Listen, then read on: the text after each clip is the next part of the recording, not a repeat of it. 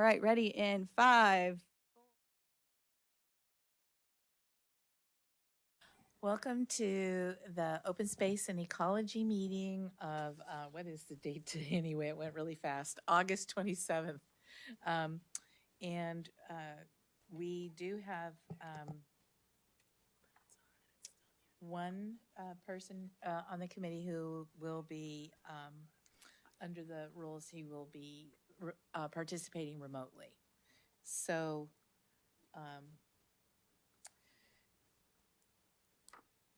let's see. So I'm going to call roll call for tonight's meeting. Rohandra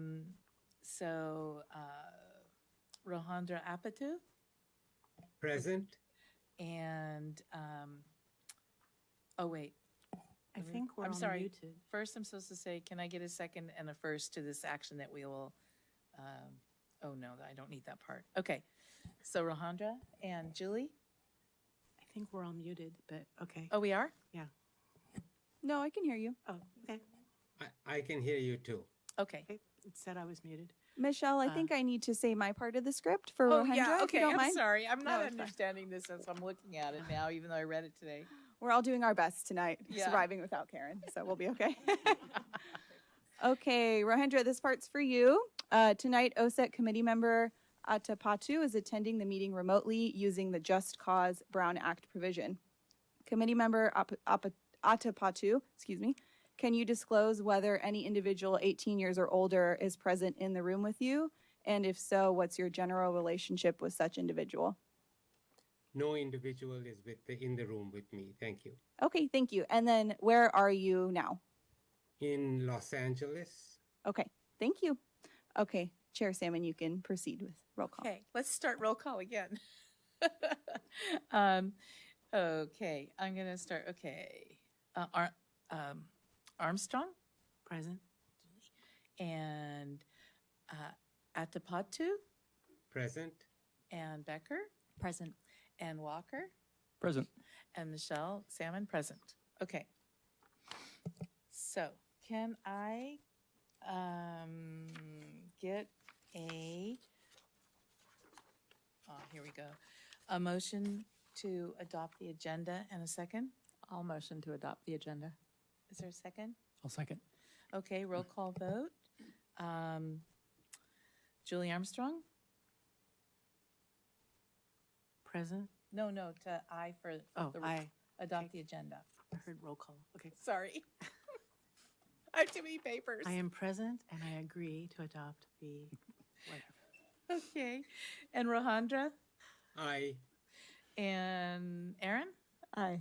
And Anthony? Aye. And Michelle, aye. Okay, good. All right. We have oral communications tonight. And Hawk Barrett Heitman is here from Renew San Francisco Bay, which is a registered nonprofit in Brisbane, California. And their mission is to renew the Sierra Point shoreline and surrounding waters with native plants, oysters, and eelgrass. So would you like to speak? Okay. Just adjust this. Can everybody hear me? Yeah? A little bit louder? Yeah? Okay. Well, my name is Hawkins, a little bit higher. Barrett Heitman. I'm a resident of San Francisco, and I am the vice president of Renew SF Bay. Our president is also in attendance today. His name is Jordan Bao. He is a business owner in South San Francisco and a longtime member of the Sierra Point Yacht Club. So first off, I'd like to thank you all for giving me the opportunity to speak today about a project that I think aligns well with your principle of ecological sustainability.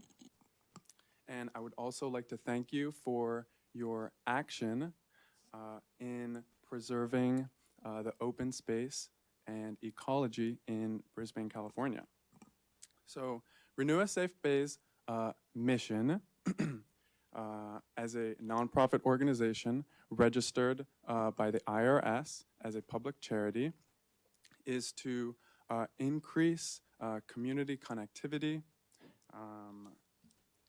to bolster environmental literacy, especially in the face of sea level rise to provide the greatest ecological benefit for our shorelines here in the San Francisco Bay. We have a vision and a project called the Brisbane, California Living Shoreline Project, and there are two project areas within Brisbane that we're hoping to work on. The first one is in the most northwestern corner of Sierra Point, where there is a natural beachhead and a tidal marsh. And we're hoping, through working in 3 different ecological zones, to plant native plants in the upland habitat, to create a hard substrate to recruit natural oysters in the intertidal zone, and then in the subtidal zone, up to a depth of 5 meters, we're hoping to plant eelgrass. We are yet to apply for the required permits from BCDC because it's within their jurisdiction for that project. But on the upside, we do have a project that we do have authority from the Brisbane City Council to create a native plant garden right around the Harbor Master's office located in the Brisbane Marina. And since the garden is going to be along the San Francisco Bay Trail, we have used a toolkit published by the MTC and the Association of Bay Area Governments to properly design the garden in accordance with Bay Trail standards, which includes removing non-native ice plant and encouraging the growth of existing native plants, and also introducing native plants to California. And so Jordan and I spend most of our days looking at dead seafood. So we have recruited the help of the University of California Cooperative Extension's master gardeners to design a plan with native plants to plant. And we're hoping that with community volunteers from residents of Brisbane, hopefully, and surrounding areas, to host 3 or 4 work days and put in a native plant garden. And so today I'm here to ask for the committee's support in the form of resources like contacts maybe at the Department of Public Works and Parks and Recreation, and some examples of some resources and support that we could use might include hauling plant debris after we remove the invasive ice plant, providing compost and maybe wood chips for the topsoil, and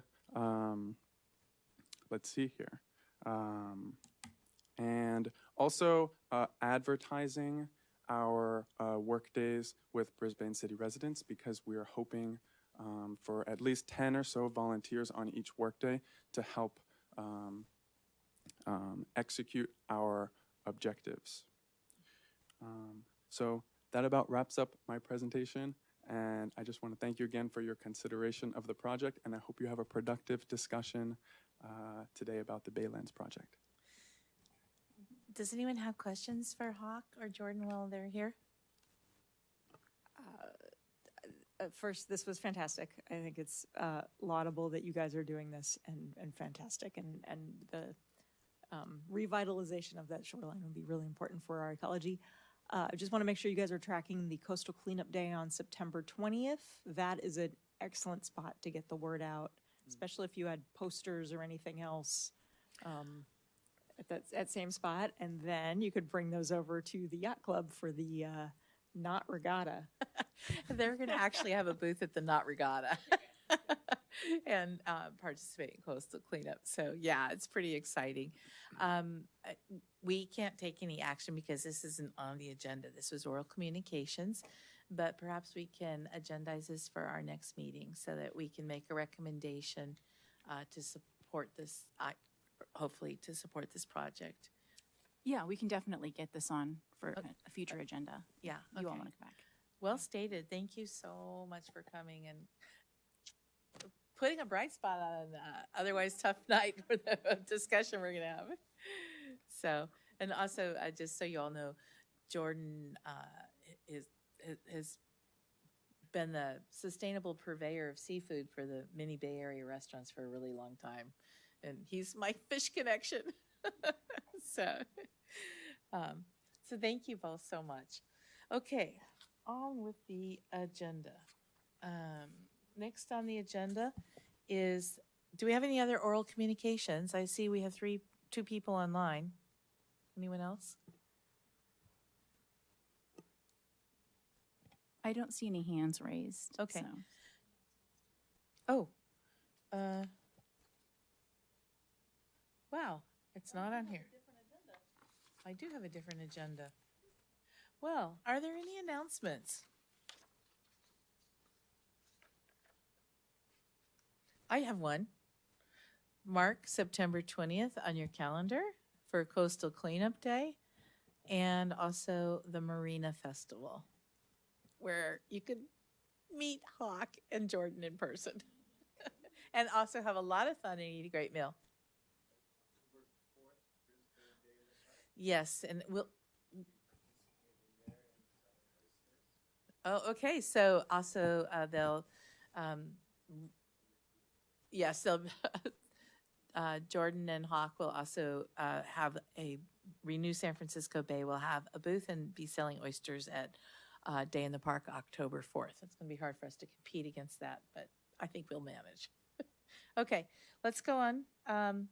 Next on the agenda is the approval of the minutes. Does anyone have any questions, corrections, or changes to the minutes? Do I have anyone who wants to make a motion to approve the minutes and second? I'll make a motion to approve. I'll second. Okay, we are take a roll call vote. So Julie? Aye. Anthony? Aye. Rohandra? Aye. Aaron? Aye. Michelle? Aye. Minutes are passed. Okay. Oh, now we come to the fun part of the meeting. Old business. Review submitted OSEC Baylands DEIR comments. So how would the committee like to approach that? We have a whole stack of comments. And from staff, how have you made any changes or corrections or additions or anything to the comments as they've come through? There was a couple of points where somebody said I, so I went and highlighted those points so I could change them to we, with your permission, of course. It's going to be highlighted blue. I'm not sure if you want to pull up the document, Molly. Yeah, I noticed a couple of different colors. Was wondering if there was some color coding there. So the blue is potential changes that I think should be made for the plural. Anthony, this comment here specifically, I'm not sure if you wanted to include that or if it was just a note for me. Totally. Sorry, I think I have a handful of comments along those lines that are sort of really kind of running notes for me. Right, more okay. than anything, so. Okay. Yeah. So, Sorry about that, so no. notes like that, I'm free to just go ahead and remove. Yeah. Okay, Yeah. I wanted to double check first. And then the yellow highlights are going to be all the new comments, the new sections, just for your information, so you don't have to look over the ones that were already submitted in past due dates. But did we review the ones that were submitted in past due dates? I don't think we did. Did once. You did once, and I don't think you did at the last meeting. So it's up to you how you want to review the comments. Okay. I just wanted to point out the ones that were the newer ones. Okay. And then, Molly, does this have all the comments? Yes. Okay, good. All right. Well, I think we should just probably go through them. All right. And the first thing I have is the executive summary, and this is a lot. Well, maybe we only go through the parts that's questionable. How do we want to do this at the committees? All right, well, I'll just start here because I talked to Mary today, and she did have some things that she wanted to make sure that we talked about or that were the three most important points for her. And one, this is Mary Rogers, who submitted comments, and her comments were the first ones on my list. One, she wants to make sure that we're all in alignment on the definition of open space versus open area, and that we are, and with that, in alignment with Measure JJ. And then she felt that it was important we noted that water is not yet available and that we should not assume that it is. And that the Geneva overpass is done prior to construction. And that the solar panel area is not open space. And then she also said that it's very important that we for the Brisbane City Council to have financial data before any decisions are made, because she made a formal request for financial information for the quarry, and she actually hasn't received that yet. And it's part of, in order to approve a project, the person or the party doing the project of this nature needs to I guess, show financial ability to be able to actually complete the project. So those were the comments that she had. So did anyone have any comments on the executive summary, that they had questions about anything that Mary or Rohandra, did you have any comments on the comments that you put in?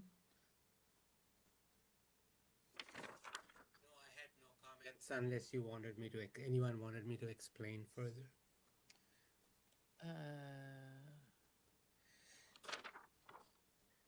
No, I think that part's okay. Aaron? Nope.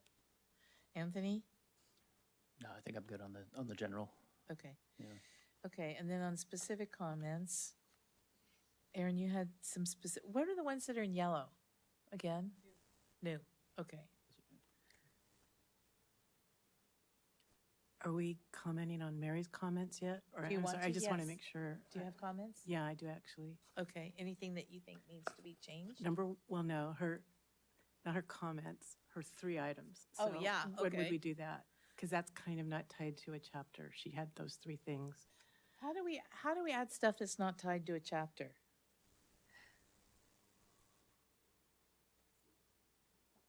I would put it under general comments. Gosh, I'm not sure. Let me come back to you. I'll think about it. I'll come back Okay. to you. All right. So go ahead, Julie. So the whole open space, open area thing that we've been actually talking about for about 2 or 3 meetings, I think I had looked into that since it had come up so much. And the 25% minimum area in the general plan is actually labeled open space / open area. So I think that's where it starts becoming confusing.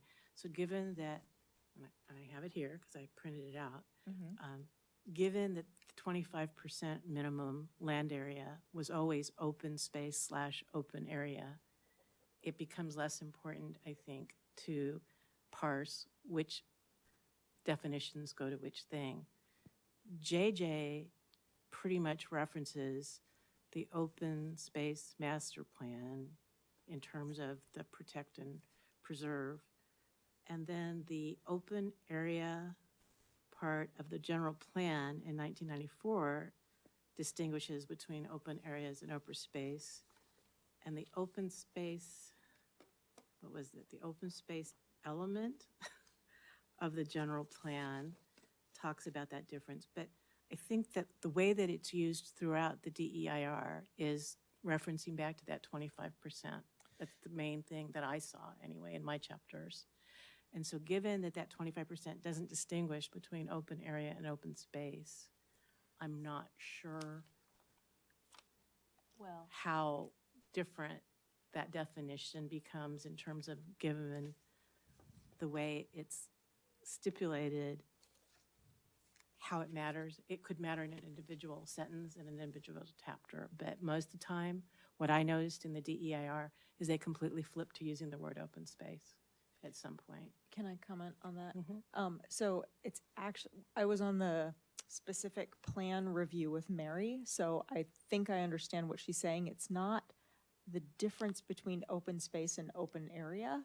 It's that they're counting things such as the solar panel Yeah. farm That was a as, separate as point. open area or open space. Yeah. And so they're like, woohoo, we get our 25%, Mhm. but it's not 25% that is useful to birds or where the soil gets the right amount of sunlight, or, you know, they're basically like, if it doesn't have a building on it, it's open space. So the little, you know, the little greenery right here between all of the sidewalk feels like they're counting that as open space. And it's not fair for them to claim areas that can't actually be used by nature or people. Except that the actual definition is parcels of land or portions thereof primarily in private ownership that serve to soften the impacts of urban development. Right. It's a real weaselly way of saying it. And otherwise provide primarily green areas and a feeling of, quote, openness, close quote. I think that's where we start getting into this Yeah, problem. but- And that's why we said, is a plaza in front of a food place that? Yeah. But I think that's actually coming out of the general plan. And so golf courses, open areas might include golf courses, private parks, recreation areas, private developments, hardscape, landscape combinations, plazas, sculpture gardens, and gathering places, many of which would not probably attract birds. So I understand that the way that we think about it is going to be different. Well, we need to go back to the actual ballot measure, because I believe in the actual ballot measure, it specifies the definition, I read it. and it did not, It refers back to these other documents. the ballot measure. Because you brought that up a couple meetings ago. Wow. So you guys made it available, and I read the whole thing. It references the other documents. That's what I got. Because I was sure after what you said that I'd find it in there, and I did not. Yeah, I because the Over an defin- hour going through this because it kept coming up. No, and it's important. And so the ballot measure is not that long, if I read the correct document, and you did provide the link in an email, so I'm thinking that's what it was.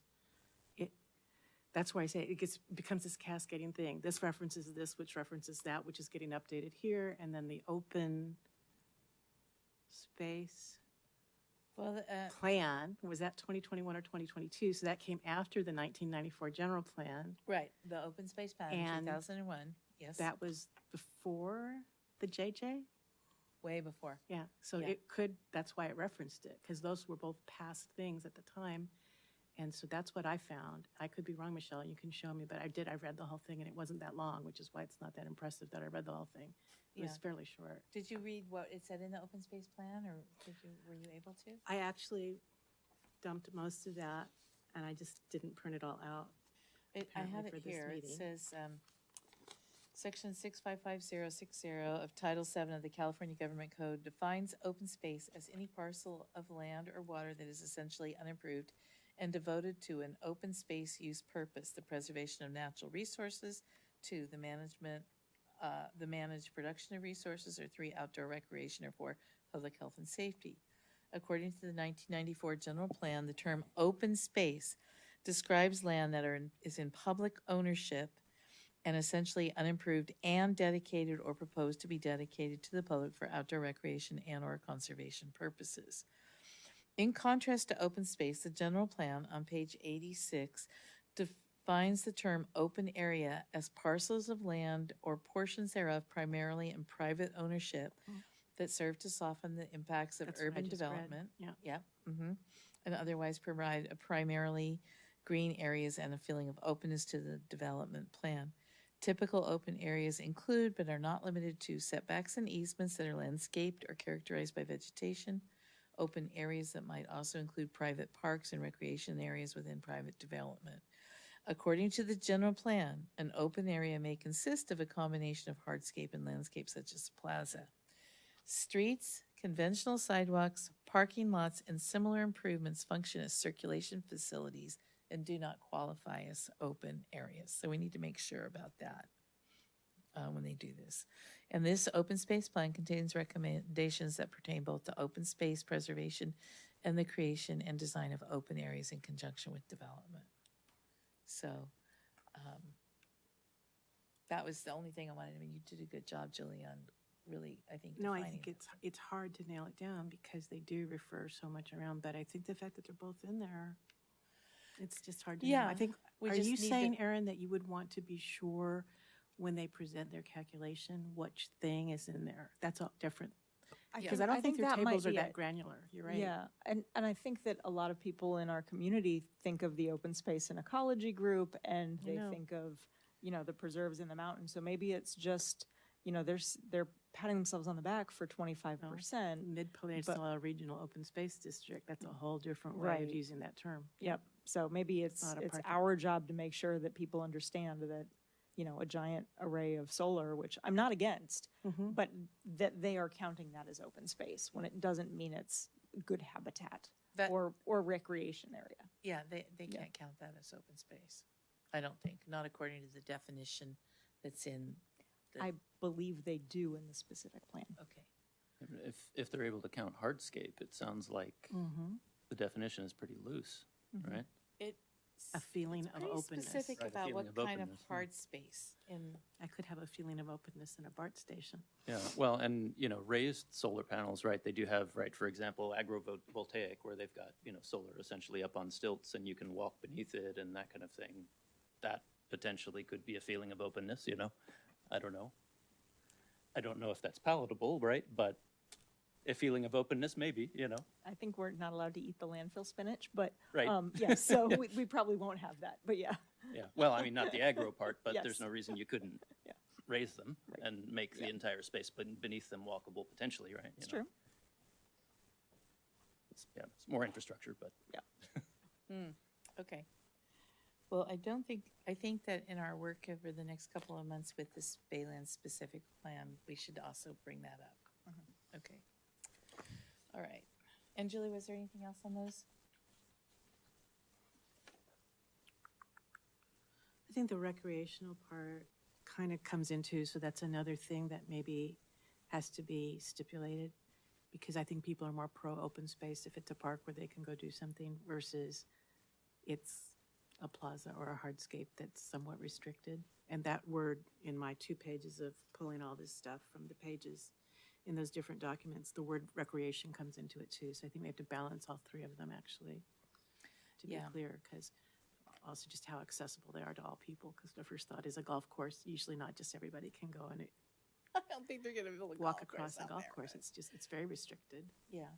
One of the things that's hard is one of the areas of recreation, I'm sure, is going to be the Roundhouse Park, and that may not be the safest area for recreation, but anyway. Well, at least it's not the shooting range. Okay. So I don't think we should read through this entire thing, but Thank if you, people yeah. have questions, When do they have to be finalized? What's the date in terms of, if we weren't to get through every sentence tonight, is there another opportunity? Quite honestly, we didn't get them until fairly recently, and I had other stuff to do. I need to have them sent to planning by the 2nd, Oh, that would be which is next week. Tuesday. but at this point, we're not supposed to submit any more comments through OSEC that didn't get looked at by the whole group. And any comments that are made from here forth are submitted as individual comments. No, I'm just saying edits or questions. Edits on questions. Yes, edits can be made, but no additional comments. Okay. Can we, if we had an edit, Dolores, do we need to do them through you? I guess we can't one-off, so it's same thing as usual. Okay. But we have to also remember, just to make sure we know, the calendar, today is the 27th, the 1st is a holiday. So there's only really 3 more working days, the 28th, 29th, and the 2nd itself. I mostly read this stuff on the weekend, I'm sorry, Yeah. but I just No, I do. mean for Dolores to make, Right, which is why any. Tuesday is the day. So if I wanted to read every single comment this weekend and then put my comments to you, what Michelle's saying is there would be no time for going back and forth among the group, Correct. Yeah. Yeah. unless it were a grammatical or a spelling thing. yeah. I mean, I guess in terms of input, like, how can we help you at this point? What kind of input do you need At this point, I don't need any input aside from if you have any edits, substantial edits, nothing like small typos or something like that, something substantial that I actually need to, go back and fix that it's gonna, make a difference for what you're trying to say. Okay. So I guess then really the question is, was there anything that was controversial that anybody said that we might not want to put in as a comment? You want to cell phone your controversial comments? Erin? Pardon? Erin's looking like maybe. No, I'm good with my comments. Okay. And did you see anything that you considered to be controversial that perhaps we wouldn't make as a comment? I didn't. There was some opinion, but I believe that is permitted in these comments. So, if you have strong opinions about something, now's the place to do it. Obviously, all the comments were made in a respectful way. There were some strong opinions, but other than that, everything looked good to me. I will go back, though, Anthony, and change the I's to we's and take out a couple of things. What is the deadline for individual comments outside of the committee? I apologize. I know you've said that before. Everything is due on the 2nd as well, yeah. Okay. That is the end That's of- for my controversial comments. Yes. Yeah. Yeah. So, yeah, if you have any comments that you don't want attributed to OSEC, but just you want to attribute to yourself, then we can. It must be on the webpage where those go and what format they need to be in. I guess they're not using our template probably, right? It's just a letter. They usually look like letters. I haven't seen the public comments. I'm not sure if they're using our template. I doubt it, but maybe, I'm not sure. They wouldn't be. Yeah, I'll just add Curious that. as to how many we've gotten. Yeah. Julie, you can use the template, just don't put OSEC on it. No, I'm just saying I'm curious as to how many comments they've gotten from the They public. will be public record, right? So will we'll be. be able to read everyone else's comments. Yeah.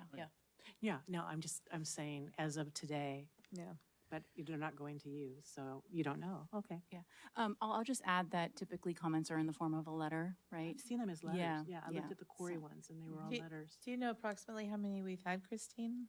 I don't know. No, I don't know how many comments we have. I mean, I can check with our planning department and circle back with the group if you'd like. Yeah. I've just been, when I run into people walking on the street, I just say, do you know about the public comment period for this? And most people they're not aware of the project or the DEIR or anything else. So that's why I'm asking. It's too bad that there's not a marketing campaign, to make that clear. But when I say that, I haven't found anybody yet that was even aware of it. So, but that's a small subset. Well, Of I've the talked to city. people too, and some people are aware of it. And other people are like, well, don't they have a big committee reviewing it? And I'm like, no, because they did before. Is that us? Yeah, yeah, I guess, Yeah. I don't know whether, How big are we? I think, aren't isn't Park and Rec reviewing the recreation part of it? That I don't know. I'd have to check with their liaison. I know I did that chapter. So Okay. that would be duality. Yeah, it's kind of sad that we didn't, that we weren't as organized. I know for me personally, it was really hard to go back and after reading 6,000 pages several years ago, and then to go back and read it and find so many omissions and so many bad data points. And then I spent days trying to track down one of the citations that appeared a lot. And I got some more information, but I never did get section A or section B. And I'm still going to ask for it, but just for the record. I think we could have spent a year going through it with a fine-tooth comb. I think it was a huge amount of work. We spent a year when we I did haven't the had it draft. for a year. We I spent a meant- year when we did the program. I'm draft. just saying this particular thing, I just would say that I'm really impressed that everybody got their chapters done, because if you work, it's a really hard thing to do. So I would just like to acknowledge the committee for all the hard work, because I know that I could have spent more time. Yeah. But you just end up with this limit of what you can do. But I guess now, based on what we got, we have another chance in the specific plan that covers similar territory to Similar, comment on but that. Not the same as the environmental stuff. Yeah. And no, I didn't complete my assignment. I did not. I'm halfway through tribal and cultural resources, and I Oh, okay. haven't finished it yet. But boy, have I come across some interesting things. And also, I did not read all of the pre-documents. I really just focused I didn't either, and I my didn't comment energies on either, hazards so- and hazardous materials, and that was horrific enough. But thank you, Rohendra, for doing the common chapters so well, because when you did, that gave me cover for sticking to my own chapters. Yes. Yeah, Erin kind of guilted me into getting mine done, kicked my butt, and I did it. I you. spent 3 days of total misery. For doing that. Yeah, I'm still not, I probably could have made another 18 pages of comments, but So while you're on public record, you guys, I have any questions if you found any impacts that they called significant and unavoidable that you guys thought there were ways of mitigating or avoiding? Because I had 2. And I'm like, if you say that, there are mitigation measures that you're throwing out because of cost and the costs seem minimal, what else, is not happening? I think that quiet asphalt I brought up in the last meeting is an example of that. It's like we could mitigate some of the noise to all of the local residents, especially the new residents there, by putting in quieter asphalt, but then you say that's 25% more costly than the other asphalt. It's like, of the entire cost of the project, the cost of the asphalt on the Geneva overpass cannot be that much, right? When you compare all of the other work that goes into making that road. yeah. So I was frustrated by a few things like that, and I'm wondering if there were those in your sections. I think in the biological section, it wasn't labeled significant and unavoidable. But if I read it correctly, and this was the last piece that I did, so I may not have understood it, if we damage native plants or even host plants of the butterflies, we will do restoration, we will do expansion, we will do this, even though there's no significant plan, and we know from the existing literature that that's very hard to do. But we don't have the funding to do it, but we'll try and get it, but it'll be third-party funded. So I thought that was kind of in a way saying we may damage it, but to the extent that it's not covered by a federal permitting situation, or we just want the trail there so much that we're going to do it. But they seem to gloss over the difficulty in recreating native communities of plants anywhere. And I spent a lot of time reading the long detail of what they've been trying to do at Edgewood and the $700 million in funding that they've had to do, and the fact that it has not been unilaterally successful. So when they gloss over that and act like they can just throw a bucket of seed on the ground and, oh, look, there's some more Plantago erecta, or here's the host plant that we just destroyed, I didn't find that very compelling, and I didn't find they're explicitly addressing that possibility. And so what I put in was, where's the no trail option to say that we so respect this natural community, this very small piece of Ice House Hill that is extremely rare for a plant community, instead of fixating on individual species, I would say no trail. I would say, because my thing is windy as it's become, and they're not going to have people standing along the trail making sure that people respect the signage. One cigarette drop at the wrong time of the thing, and that hill's gone. I mean, it really concerns me that you're bringing in a lot of more people on very sensitive communities, and you're repeatedly citing the trash ordinance of Brisbane as the reason that there will be no trash. But there's no surveillance. Look at Crocker Trail. And so I don't mean to be, I think it's a serious omission in the biology part that there's no enforcement. And if something goes wrong, oh well, there's no liability. And I know there's some use. I've talked to Michelle, there is some human use on that hill now. But the number of people that are going to be in proximity to it, the number of people from outside the area that aren't residents that will be coming because of all the recreational opportunities and the expanded trails, puts those native plant communities and the animals that depend on them at a higher risk than they are now. And I thought that they emphasized we'll just put up some signage and then people won't do evil things part. And I think that the other piece that throughout didn't get addressed was, since it had been written, the advent of motorized bicycles is not addressed well. We've had 2 fatalities in San Francisco in a month of pedestrians getting killed by people riding on the same space as people are walking, and those things can go up to 28 miles an hour. And so that concerns me too, that if you build a trail, if you build it, they will come. And they could come on ATVs, they can come on motorized bicycles, they can get off the trail, they can do things, and it's just small. I just keep coming back to I tried to get the maps at the same scale, but it was hard. But that first image, Michelle, where they just show where the native, horrible color legends, it was very, very hard to get an aerial extent. But I see that small section of what really is San Bruno Mountain Junior, really, really at risk from this development. And I don't think they addressed that well. So that's just a long answer to your original question. But it's not something that said that it was specifically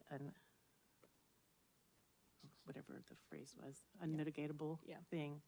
They just don't want to necessarily promise to mitigate it, or they could promise it. I don't think they scoped the difficulty of the kind of mitigation on complex, sensitive grasslands, because the fact that it's surrounded by invasive annuals should tell you something, because it was disturbed. We know this story. If you disturb it, it doesn't become native grassland anymore. So why would you intentionally disturb it? Kind of depends on the kind of disturbance, though. I will say that because you said there is human use going on there now, and that is the horse ranch.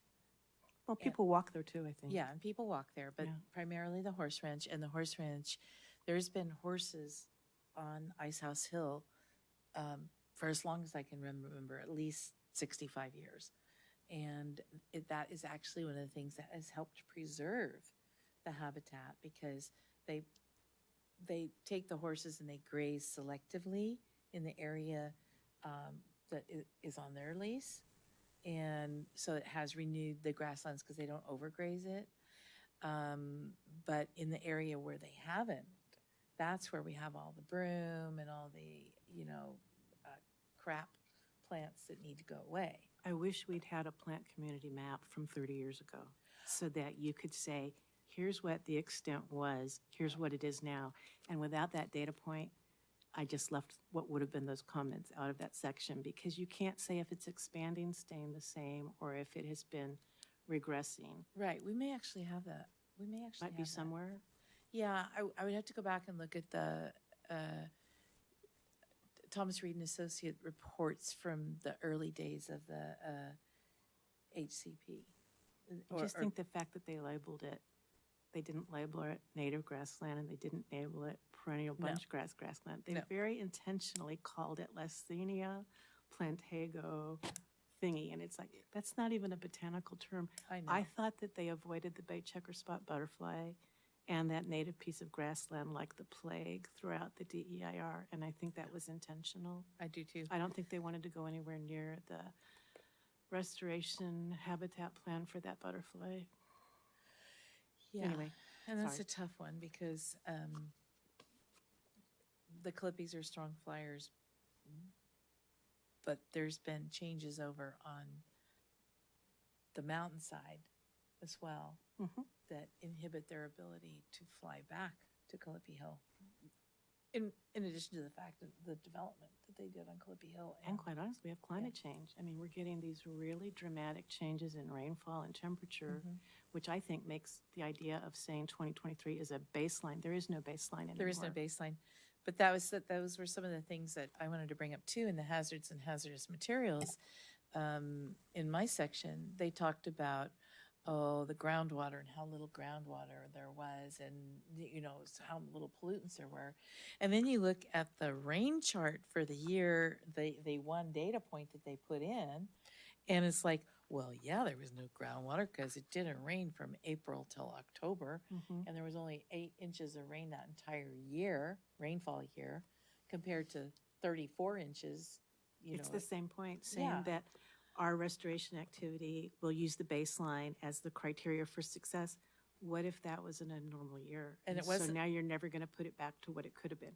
And so I think that we all know there is a potential to expand a plant population in a good year. Yeah. So why would you restrict it to 2023? Yeah. It's just, it's hard. And I mean, even if they were trying to do it more scientifically based and all the rest of it. It is hard in this day and age because it's the whole reason that that butterfly has threatened status.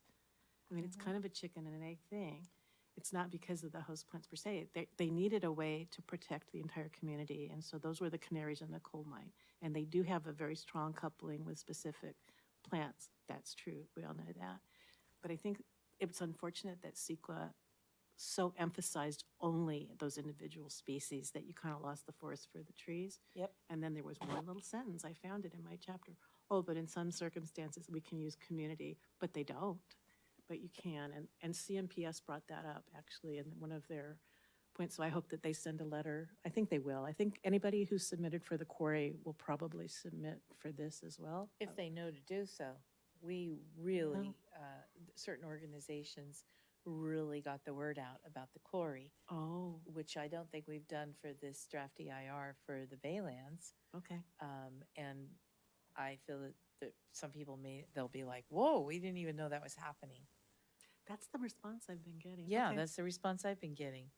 And another response I've been getting is, but didn't we do that already? From when we did it before, because we put such an incredible amount of effort into doing it before, and then they did not respond to certain things. There were several omissions that I think the came Cron across. newspaper article probably got some people's attention, because that was a lot of columns of text. Yeah, but then that's kind of hard because they made it all sound like it's all hunky-dory, and it's not.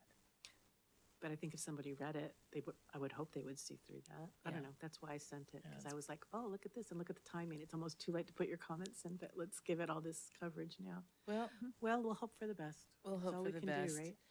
One of the things that was really hard was that in hazards and hazardous materials, the amount of omissions and the things that they didn't list as being hazardous or unmitigatable.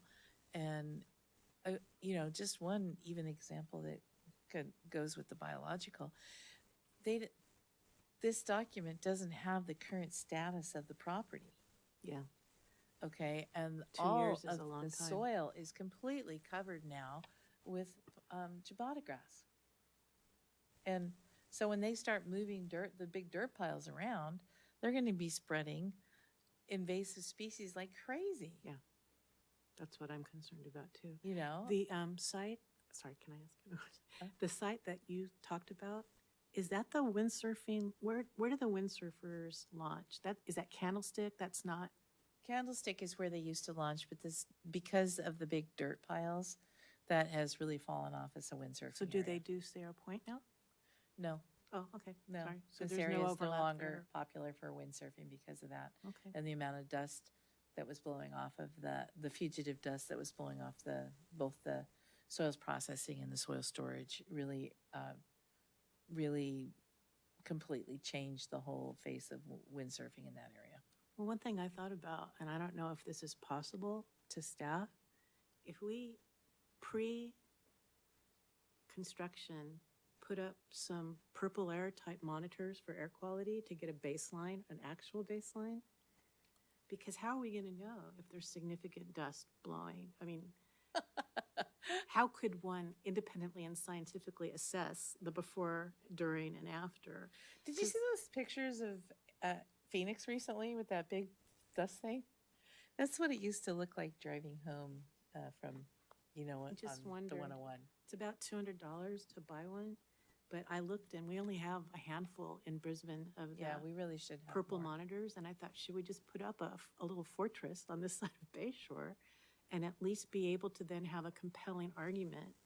Okay, you said you weren't going to create things that we would have to inhale or dust or this or that, but look, or the traffic emissions from the trucks. I just thought it wouldn't be a huge investment to have something like that in place I to don't know if- monitor. I don't know if they have air monitors out there or not. I know they were supposed to at one point, but that was a long time ago. I would want them on our side to the extent that it's Yeah. impacting the people, because I don't think. I mean, I can't even tell. I had the Bay Area Air Quality Control Management District on speed dial, and I called them almost every day when I was coming home from work, as that dust would be across the freeway from the piles. Because that was the other one, Erin, but since they took the level of service requirement out of CEQA, which was interesting, how are we going to know if restricting Bayshore to a single lane can significantly impacts our air quality if we don't have anything to measure before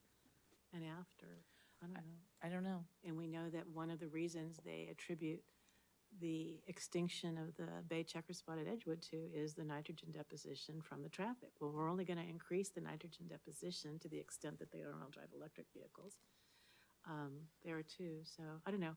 It just felt like it would be nice to have a way to independently measure some of the promises that are being made, or at least some of the things that could affect over years of time the current residents of Brisbane as a result of this. Because it seemed to me like some things were getting glossed over, and then how do you even dialogue about it? You know, I think it's dust. I think I'm inhaling toxics versus look what the monitors say, look what the particulate matter, look at the Julie, you're particulate right. count But is. these things were supposed to be monitored by, you know, the Regional Water Quality Control Board and DTSC, Department of Toxic Substances and Control, and, you know, Bay Area Air Quality Management. And that was what the whole, you know, BBCAG was about, you know, Brisbane Community Action Group. And they had meetings for all this time, and they would come and they would present data, but their data was gathered by the people. It's like who- the airplane noise. Yeah, it's like, I had a long conversation with Peter Grace before he unfortunately passed, and yeah, he was really encouraging people to buy and put monitors on their roofs. oh, yeah. Because if you look at the placement of the existing ones, they're just not where people live. No, I know. So it's they're the not same thing very with good this. indicators of what people are experiencing. So Anyway. in that case, we should do an action item where we request the city of Brisbane to have independent monitors. But I don't know whether they would be able to afford to do that or whether they would do that. So, but we should, Okay. we can take that as an action item going forward. It's more than that. The It's way more developer than is that. making all of these promises, Mm-hmm. right? There's, you know, we're gonna do all of this hauling. There's gonna be dust. We're gonna mitigate it, and then we'll keep records and we'll give them to the city on request, or we'll give them to the city only if something peaks. I feel like the city should have authority to say, you'll take the data, you'll give us the data monthly, right? The developer, the people running this project are doing this to the community. Mhm. If they really care, they should, you know, put their money where their mouth is and say, here's the data. I put a monitor on City Hall. I put one in the gazebo in the park, whatever. And I did take your point from the last meeting into account, Erin, because I said, I think the city should have approval of any, quote, certified biologist that does any kind of work on there. It Yeah. should be something where we cooperate on Mm-hmm. who. Because if we're already going to have people doing the areas that you brought up in the last meeting who are going to maintain some of the open areas, and they're going to have expertise, I think they should have the first shot at it. Yeah. Anyway, sorry, I didn't mean to digress. Well, where do we want to go from here? Anthony, did you have any remarks you wanted to make? Well, maybe just to answer your question there about what is significant and unavoidable, right? I felt like the whole greenhouse gas emissions You were chapter gonna was say kind that. of that. You know, I mean, really, they didn't break it down this way, but I did include a table of that. And the three biggest problems, they've done a lot of things right, to their credit. I mean, you know, self-generation, the big solar field, all that battery storage is all great, right? Going all electric, you know, that's usually you have a lot more emissions from other sources. But so in this case, it's the three biggest: 1.9% emergency generators, 3.4% waste, and that seems like there's probably some wiggle room there. There are things that we can do. 88.6% vehicles,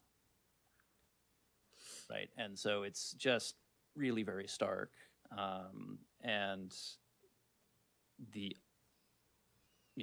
only real proposed solution is those offset credits, which means, well, and they've said specifically we're only going to do offsets and you know, it's just basically too hard to mitigate on site, so we're only going to do offsets, and we're only going to accept offset credits from these specific 3 registries. And yeah, we discussed this in a previous meeting, but you know, I actually reached out to all of them, and you know, basically sort of the best you can really get is offsets in California. Even, you know, San Mateo County is difficult. And, you know, really you're talking about, you know, mostly forestry projects somewhere else, right? And, you know, I've got nothing against forestry, but it just seems like, It's a lot of trees. yeah, if we've got a clear and present problem that's that big, how are we really gonna, you know, it just seems inexcusable to me to not try a little bit more to try to address that problem here first, you know? And that's specifically what the newspaper article called out as threatening the feasibility of the development was the greenhouse gas requirements. I thought that was interesting. Yeah. Well, and the timelines, you know, I mean, we're talking about a project that they're saying it'll be done in 2043 if all goes to plan, right? Well, by that point, Brisbane we've said that we're going to be net zero, right? And the state is saying 2045. You know, all Trumps aside, the nation is supposed to be 2050. Last time I checked, although that may be out the window, right? But you know, I mean, all of these things sort of coming together. It's just there's a lot of that. It just kind of has me going. I think, you know, if those are the timelines we're working with, we can't be accepting status quo to this level. It just won't happen. You know, like it's just not gonna. But I think politically in Sacramento, the idea is if you're going to triple the population, and I had thought double, because we talked double, but the newspaper article said triple. I think for the layperson, you would say, well, how do you I think think they you're, were including workers there. yeah, Yeah. how do you Yeah. think you're going to bring that many more people here? And we all seem to be buying into, we need more people in the Bay Area, and we need more houses for them to be in. It's probably, from their standpoint, unrealistic to expect there to be in any environmental anything. That's a trade-off that they're willing to make right now for That- housing. Brings me to the point that I found really difficult is that reading hazards and hazardous materials and how they plan to quote unquote mitigate it is not going to be safe. I do not see how they could possibly make ground level housing safe. And where they want to put a school is one of the worst places because they don't even mention the Lazari fuel worked there from 1969 until it burned to the ground in 2024. That is really toxic, and that's right there. And Main Street and the plume, possible plume from Midway Village. Midway Village is on its 3rd try to make habitable space out of incredibly toxic land. But aren't there data, Michelle? Don't they have to actually sample the soil? I mean, It's We're not ki- sampled here. we're kind of back to that whole thing again. Are we not, is there no baseline of data that would have said this is not feasible? You can't put people on toxic soil? Well, yes, but what their mitigation measure, because can't remove the toxic soil and put it you can move it around, but taking it off site and putting it in a place where they put toxic soil isn't really feasible because that's just moving the problem to someone else. And so they don't really let you do that much anymore. It's very expensive. That's how Hunters Point radioactive material came here, okay, where they lied about it. It's just hard to believe that it could have gotten this far as a project without that being a major issue, but I know there's a long history of that. If you actually read, and this came up in the program DEIR, and we mentioned it, their idea of being able to make the toxins not be, you know, in Toxic. contact with the people, which I mentioned in my comments, is they gather it together and they put it under the pavement. Okay. But that didn't work at Midway Village, and it didn't work in other places. And having silent pavement isn't going to help. No. And so I look at all this, and then they completely leave out some of the most toxic sites. They're just like, whoa, well, we didn't test where Lazari Fuel was. So having put those comments in and you taking your valuable time to do it, they do have to respond to her, right? They have to respond to the comments? They have to respond, but that doesn't mean they could just say, well, there's nothing we can do about that, Okay. you know? And so I guess as we go through our next assignment, which is the Baylands Specific Plan, I think that we're going to have to really think about this, and it's like a chess game. We're going to need to move some of these pieces around so that we don't put the most vulnerable population on the worst spots, which is kind of how it is now, you know? And maybe the idea of having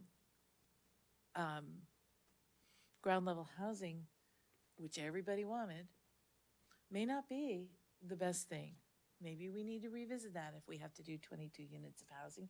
Maybe we do put podium housing or high-rise housing, because at least they're not sitting on toxic dirt. To spread the risk, yeah. Yeah. And so there's so many things that are so overwhelming in this that I don't see how we can make it safe.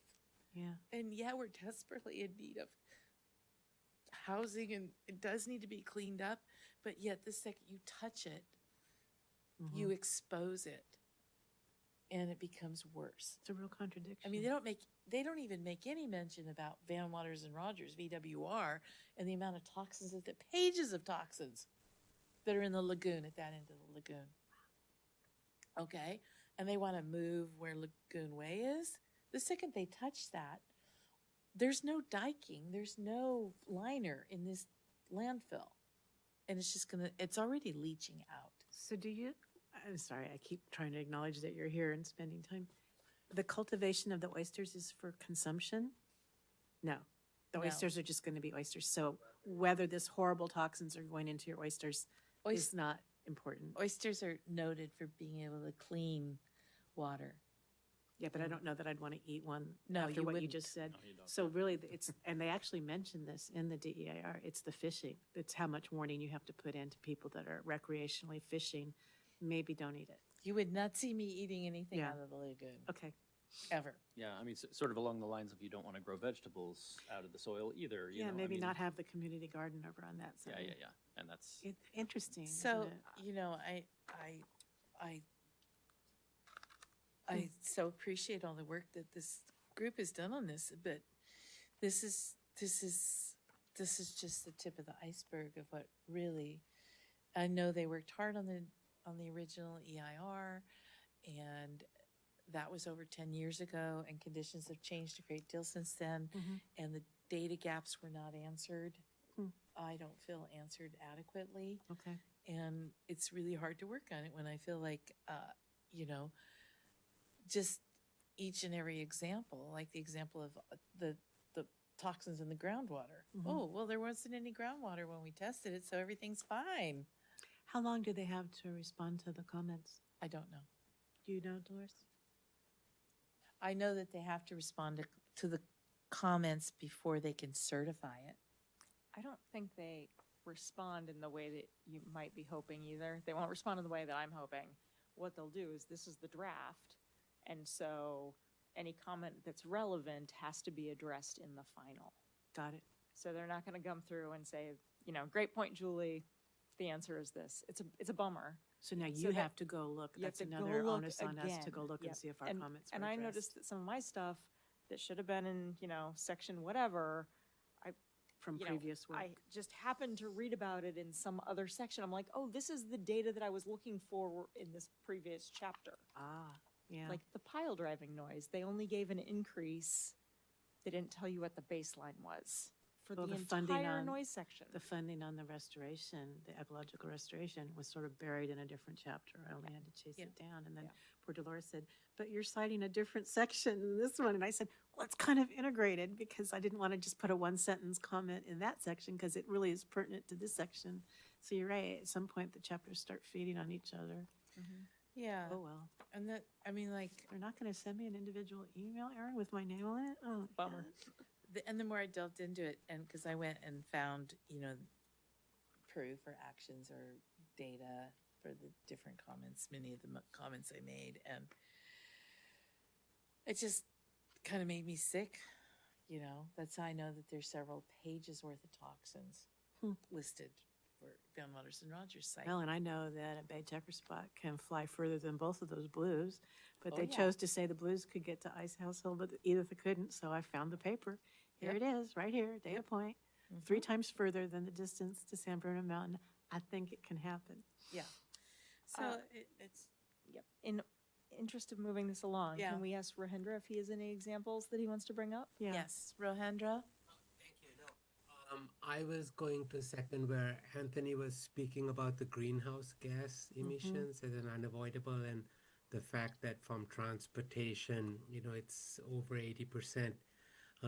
By that time, I'm hoping that transportation will be largely electrical, and I'm wondering whether the writer should do something to really promote electric vehicles from outside. In other words, vehicles, service vehicles, and like taxis or ride shares as they call them, that we should really be promoting that those all be electric so that it would reduce the emissions, and then maybe something with traffic engineers to try to avoid the problem of traffic congestion, where maybe if it's not, to help residents, maybe they'll have to come up with a means of limiting the vehicles or some kind of congestion tax or something. And I think others have mentioned that too, but I see that there's potential for addressing that they hadn't done. Also, the fact that EV chargers, they're not meeting the full threshold for the requirement of EV chargers, especially for the dense housing. They're not meeting that requirement. So in other words, they're not putting in enough EV chargers for people that live in apartments that will have no choice but to use an EV charger, right? Otherwise, they won't have an EV. So anyway, yeah, those were my comments. So I think those areas would be great that others have also mentioned it. So that's good. That's all. Thank you. Yeah, absolutely. Thank you for that. There's just a ton more that they could do to be that much more aggressive to nip the problem in the bud. And preemptive things that could be done. So next steps, I Oh, think. Can I add Oh, on to that yeah. one just a little Oh, bit? absolutely. A perfect example, Rohindra, of what you were talking about is, we have so much hotel rooms that are expected. And a lot of those folks, might rent a car, but the ones that are good enough not to are going to take the hotel shuttle. And so if there was a way to force those shuttles to be EV, or to have one shuttle, that hit all of the hotels, so it wasn't 10 different hotel chains sending a shuttle to the airport every 15 minutes, that would be a great idea. a huge Oh, way to lower the impact. They are planning a shuttle within the within the development and to move between SFO. yeah, well, Okay. and current Brisbane and, Yeah. but, one of the things that I found a little bit disturbing was that there's no specific requirement really that any of it be electric, which also just seemed like, well, just require that it's electric and then you're,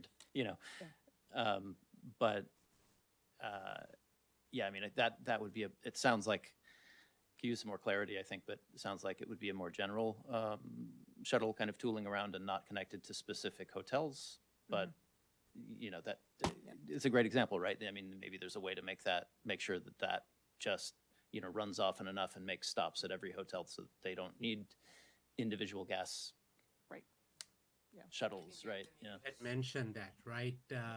About the shuttles needing to be electric. I think that's a really good point. And I can't see by that time, 2043, why we can't just require that all taxis and all vehicles coming in of that nature be electric also, and that Absolutely. could also solve that problem, especially coming to hotels. And the younger generation, they're going to be using a lot more delivery vehicles.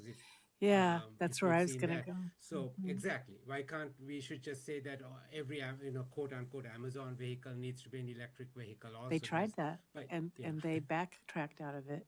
But maybe an alternative to that, Rahindra, I thought about it because you brought it up very early on, the e-commerce deliveries, and if you multiply the average deliveries per week by the number of people that are going to be there, it's going to be huge. Is there any precedent for centralizing it? So instead of going to every house, you just have a drop-off point for the whole neighborhood and they have to go pick it up? That would really decrease the number of vehicle trips, because what they're saying now is the trade-off they made and the reason they backtracked on the last mile electrification is because everybody wanted it next day.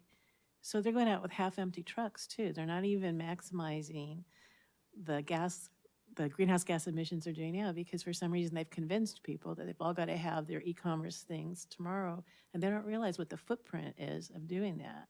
And the loss in efficiency and the increase in the greenhouse gas emissions. So that maybe you just have maybe the roundhouse now. Maybe you just have a centralized point. Okay, now you got to go get it. It's like an ad for the harpsichord station at Midtown Market, right?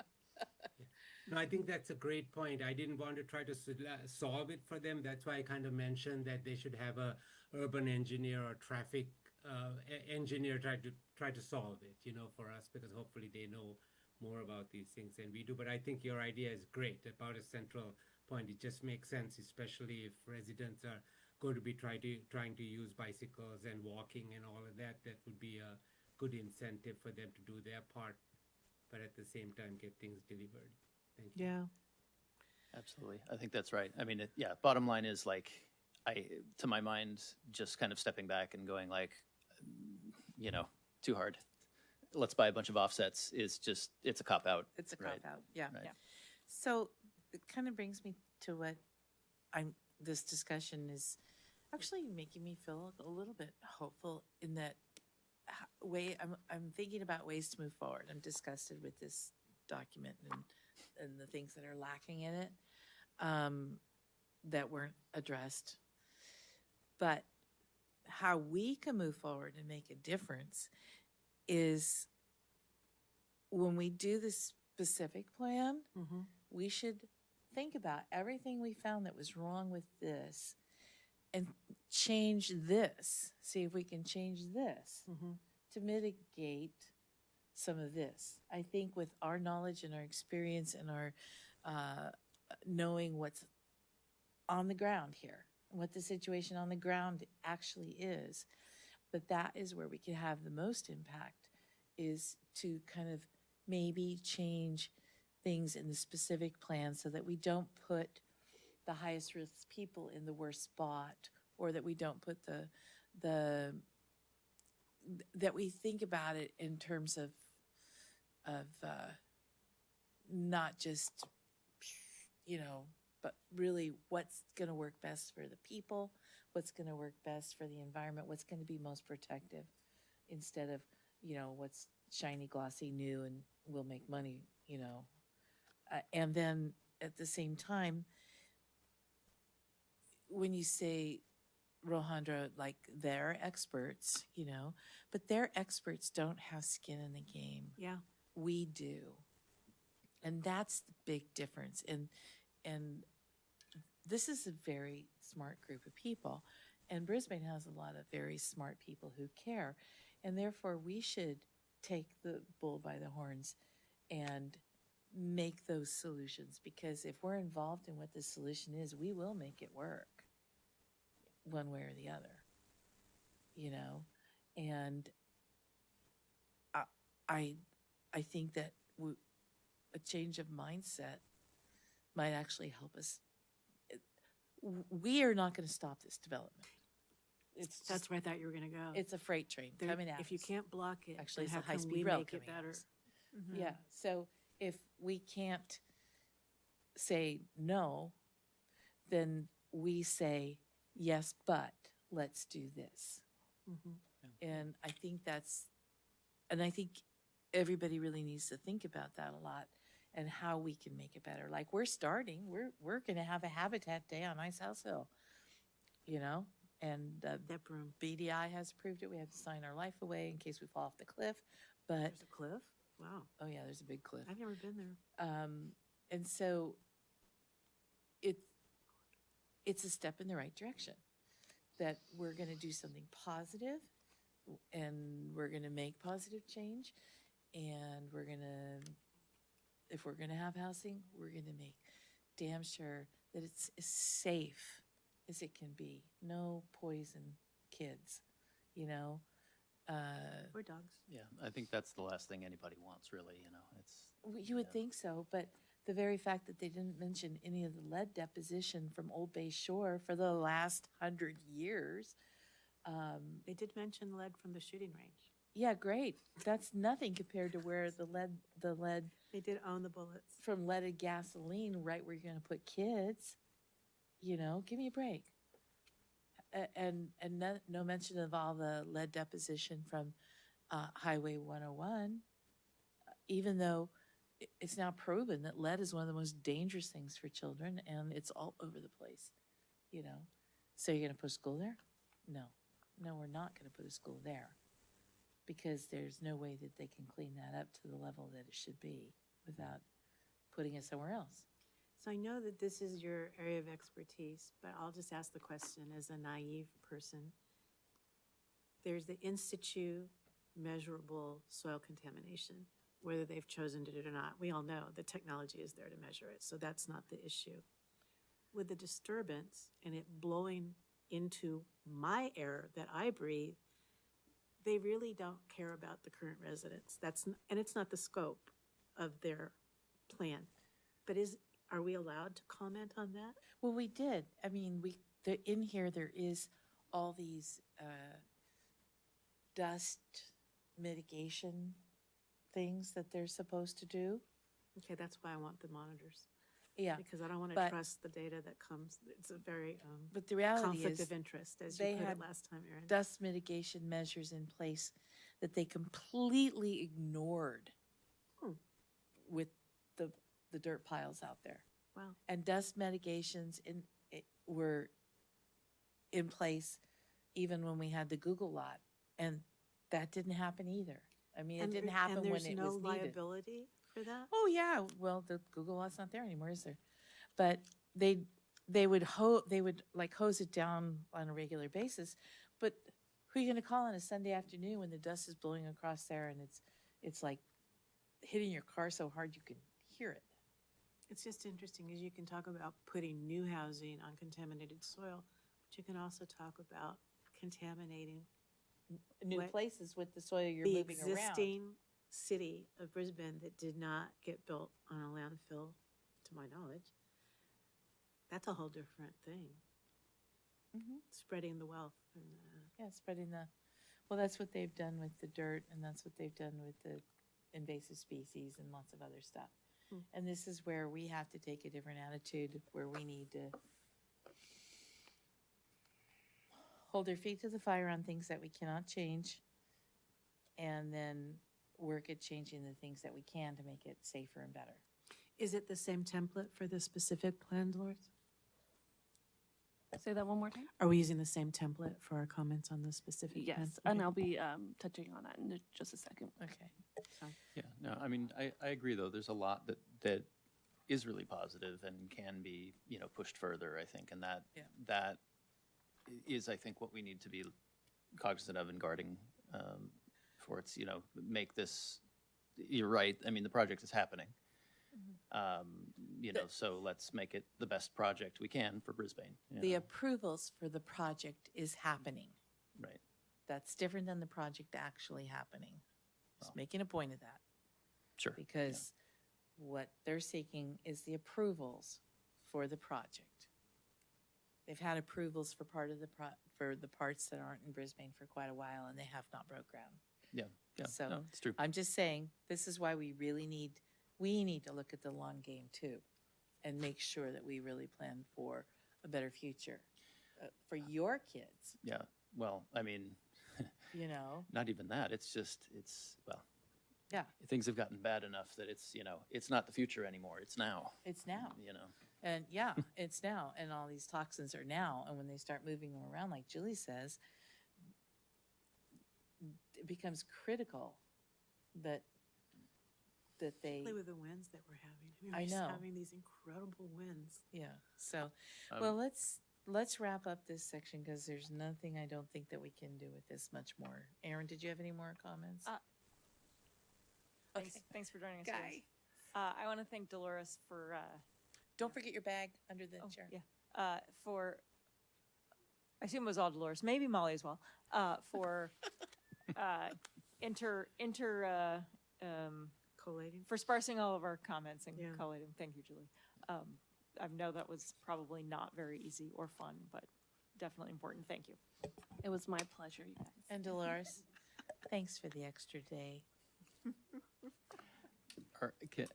Can I just make a couple more points before Yes, we please. close this down? So, yeah, just the other, I think, three things that that I really had on my radar was emergency generators specifically. That one, it is only 1.9% of the overall greenhouse gas emissions, but for something that's happening in 2043, having any on-site diesel generation of any kind, especially when all that battery storage is going in anyway, just seems dead stupid. Yeah, Just why, agree. why, The why, technical term. and I think we may have talked about this before, but just to put that into context that I think will make it, a little bit easier to understand. They're talking 984 metric tons of CO2 a year, which is about double what the Brisbane tree canopy could handle, even with the additional 30% we're talking about, just from generators, right? That seems like, well, that is backup power is a job that, battery storage is perfectly capable of doing. Why? Just why? I definitely called this out too, but they've got backup generation plan to be tied to the solar field as well, which is just like, What? yeah, yeah. Wait, that doesn't work. It doesn't make any sense. Yeah. So yeah, there's that. The other big one though that was in my comments this time, but that we didn't cover the last time that I came across was I was looking more deeply into the battery storage and solar installation and just the scale of that project. It's, the amount of power we're talking about is, it's on par with, the size of a small to medium-sized peaker plant. What plant? Peaker plant. Are you familiar with those? So they're traditionally the sort of the natural gas plant that they would ramp up when there's a deficit on the grid. Okay, got it. So like when there's not quite enough power from whatever source, then they've got to turn on the peaker plant, burn a bunch of gas, and Make electricity. make electricity. Got it, Exactly. Got it. And they're, because they're sort of ramping up and ramping down quickly like that, and burning a lot in one spot, and all that kind of thing.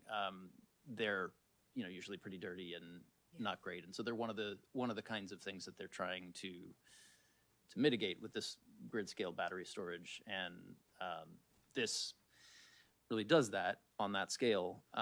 The thing that the EIR doesn't seem to recognize at all, though, is that it's sort of treating all of the battery storage writ large as just a way to kind of move power around and make it that much greener, et cetera, right? Which it does. It does all of those things, and there's storage and all that. But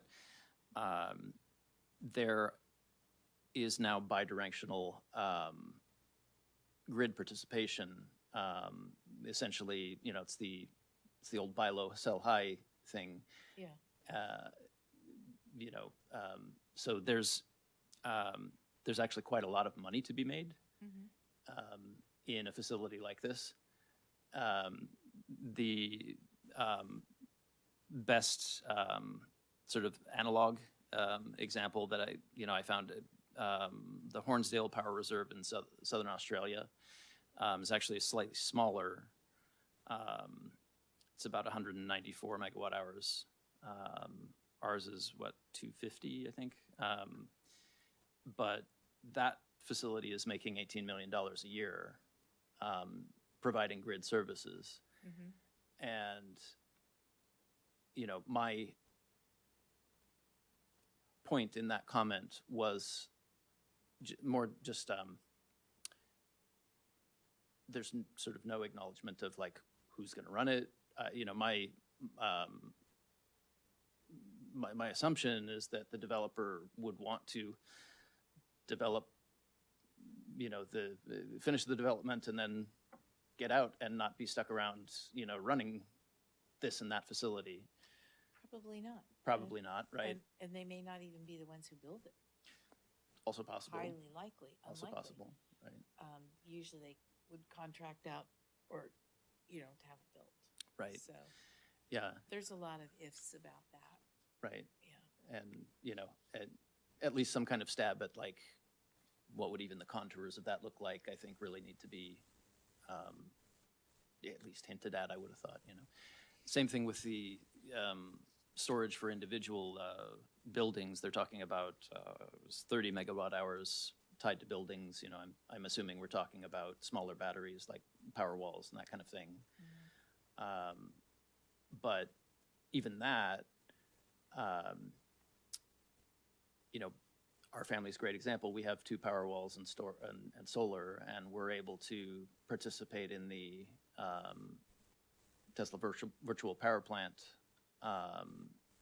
program, which means we're returning energy from our batteries back to the grid when there's, grid stress events. When they're telling everybody else to turn off their ACs and stuff, we're returning power to the grid and helping out. And for that, we're paid $2 a kilowatt hour during those events. So it's not much, but it ends up being, $150 extra a year. And it's, not a, for us with 2 power walls, but, and it's not like it's a credit on our bill or something. They actually cut us a check, right? So that was my other big question, right, is in that scenario, there has to be a person in the loop tied to an account that then is tied to the battery. And so like, what does that look like? Is it done in aggregate for the whole development? Is it, They would say they would say that was outside the scope of the draft EIR, or the environmental impact review. Sure. Well, it's not Yeah. environmental, Yeah. right? Right. So they would, and there are many unknowns. This is one of the things that is so disturbing. If any of you have a chance to read the 80 some odd pages of comments that are here and give feedback to Dolores before next Tuesday, please do. But if not, But Dolores, are you saying that the final comments are due on Tuesday? So even if we were to give you suggested edits or changes, there'd be no time to, as a group, no. assess them. So So it's realistically, really errors only. If you Yeah, we see can say Tuesday morning. So you can have Monday to work on it if you'd like. We can say Tuesday at 10 a.m. would be my firm deadline. So if I had a substantive comment on a comment this week and sent it to you for the whole group to look at, that still seems unrealistic because that's assuming everybody's going to have time to jump on it immediately. No. I don't think there's any time for the whole group anymore. I think at this point, all the comments are. Okay. That's what I minor wanted edits. to be sure of. Yeah. So if you have a substantive comment on the comment, submit it individually, please. Yeah, I just want to interject here. I would agree with that if you have a substantive sort of change to submit that individually. I'm just weary of us kind of, doing email back and forth with the Brown Act and all of that. So I think that would probably be the best course of action. So I think at that point, it's not really a comment on a comment, it's just putting more comments, new comments in. You're not going to be referencing the OSEC comments in your individual comments. So really, just if putting there's a new anything you comment. didn't say already, put that in an individual comment. But, Yeah. yeah, got And it. if you have to, copy and repeat a comment that you made here and include it in your personal comments, that's okay. Then they Double just dip. get it twice, Yeah, okay. And, as a committee rather than as a commission, legally, we probably would not get in big trouble if you broke the Brown Act, but out of respect and at the request of the council, we follow the rules of the Brown Act. But it is different if you are a commissioner than if you are a committee member, because we do not accept any pay, and we are strictly volunteer, and we do not vote on any policy decisions that would affect anyone's, so it is slightly different, but we have agreed as OSEC members to follow the Brown Act. So, Yeah, I guess and I promise this will be my last comment on the comments. In a perfect world, would we have added more time so that we could have had more back and forth on the comments? I mean, I know you had to work really hard to get them out when you did, but it pretty much made it impossible to have much of a group discussion on individual comments. Is there any other way that we would do it, just looking forward, knowing that kind of sealed that off? Or do you think this is the best that we can do, given the time that we have? I feel like it was pretty good given the time we had. I feel like the order in which our homework was due didn't make sense. Okay. Because I wanted to read serially, but it felt like things were especially the executive summary and the beginning stuff, those comments should have been last, Yeah. but they were due first, Yeah. right? Okay. So I think in the future, we might have a more strategic way of attacking it. Yeah. Okay.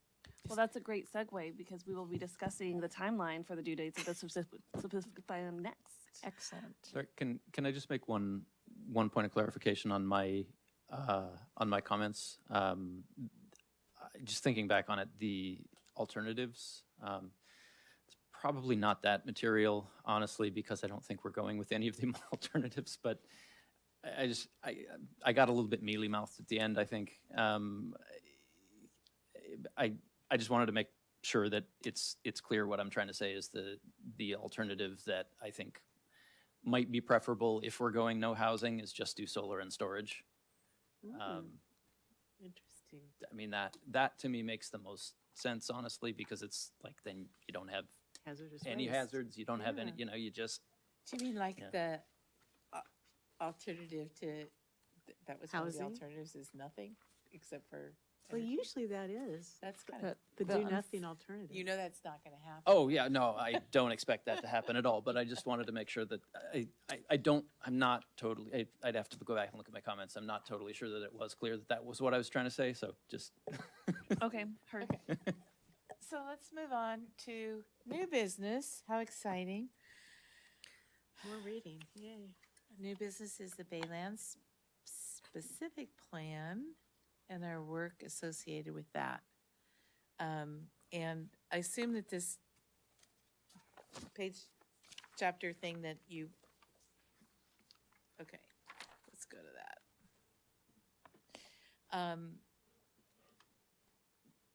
I have a physical copy of the Baylands Specific Plan that I got several months ago. And it is also available online, which is, are you familiar with this? No, I'm doing that face because we started looking at that. Is that the 2023 or the 2025? It was the 2025, right? I don't think we ever looked at the 2023, did we? Have they changed this? Because that was confusing to me, what you sent because of that. Because it almost seemed like, oh, this is a change from what you already looked at initially, but it's not, is it? It's the same version, This is the most updated plan from which came out in April. April didn't- 2025. Yeah. I think we started looking in April, didn't we? So there's really no red line on that first page for us. Wait, have they made changes to this plan? Michelle, Since yes, the thing that OSEC looked at before was more than 4 months ago, and therefore we looked at what was probably the 2023 version and not the That's why I 2025 version. asked. Oh, my gosh. Okay. Yeah, I'm now upset as well because I had no idea until right now that there's a Me 4-month-old It's version. very confusing. Okay.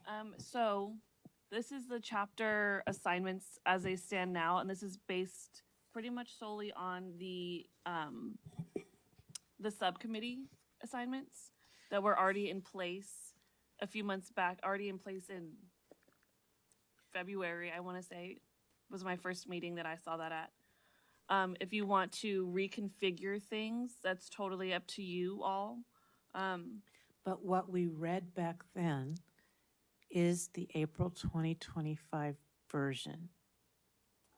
No. No. No, Okay. it's not. So all that No. work we did back then, because I read all my chapters back then. Okay. How much has it changed? If it's redlined, but only if it's redlined. Correct. Okay. I thank you.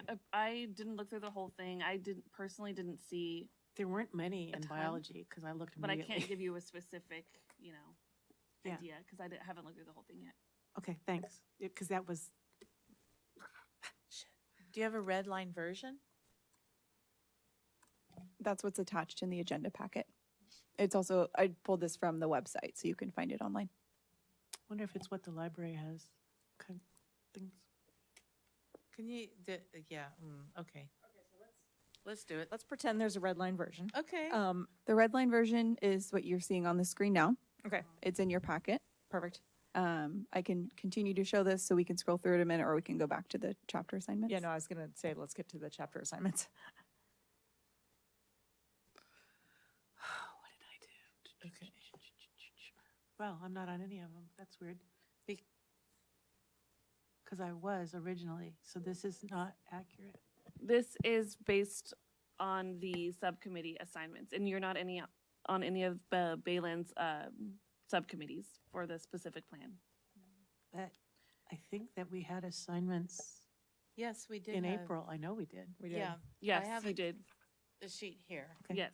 Okay. So you were assigned, Julie, to sustainable transportation, I was? Okay. but that's not, I don't even, did they change the names of the chapters too? Oh dear. oh God, they Oh, really man. did. Okay, I know I was on chapter 5 because I read that. Yep, and you were also on sustainable, no, I think I was on recreation also. you were on chapter 4.8, open space and habitat. I'm not sure. Because this was sort of a corresponding list. So do you have a list of the chapters now? Are these the chapters that were what they're called? Yes, correct. So the thing that you were looking at was the corresponding list to the DEIR. And that was more just to sort of help you see if you had transportation in the DEIR, maybe you might want to look at it in the specific plan. Okay, that's why I'm confused. And those were the just basically corresponding chapters that were meant to help, but it sounds like it made it a little bit more confusing for you. So I apologize about that. These chapters are the chapters as they stand. I also put down the page counts so you all can see, that if you don't want to sign up for a chapter that's 120 pages, Mahendra, 139 pages. Woo!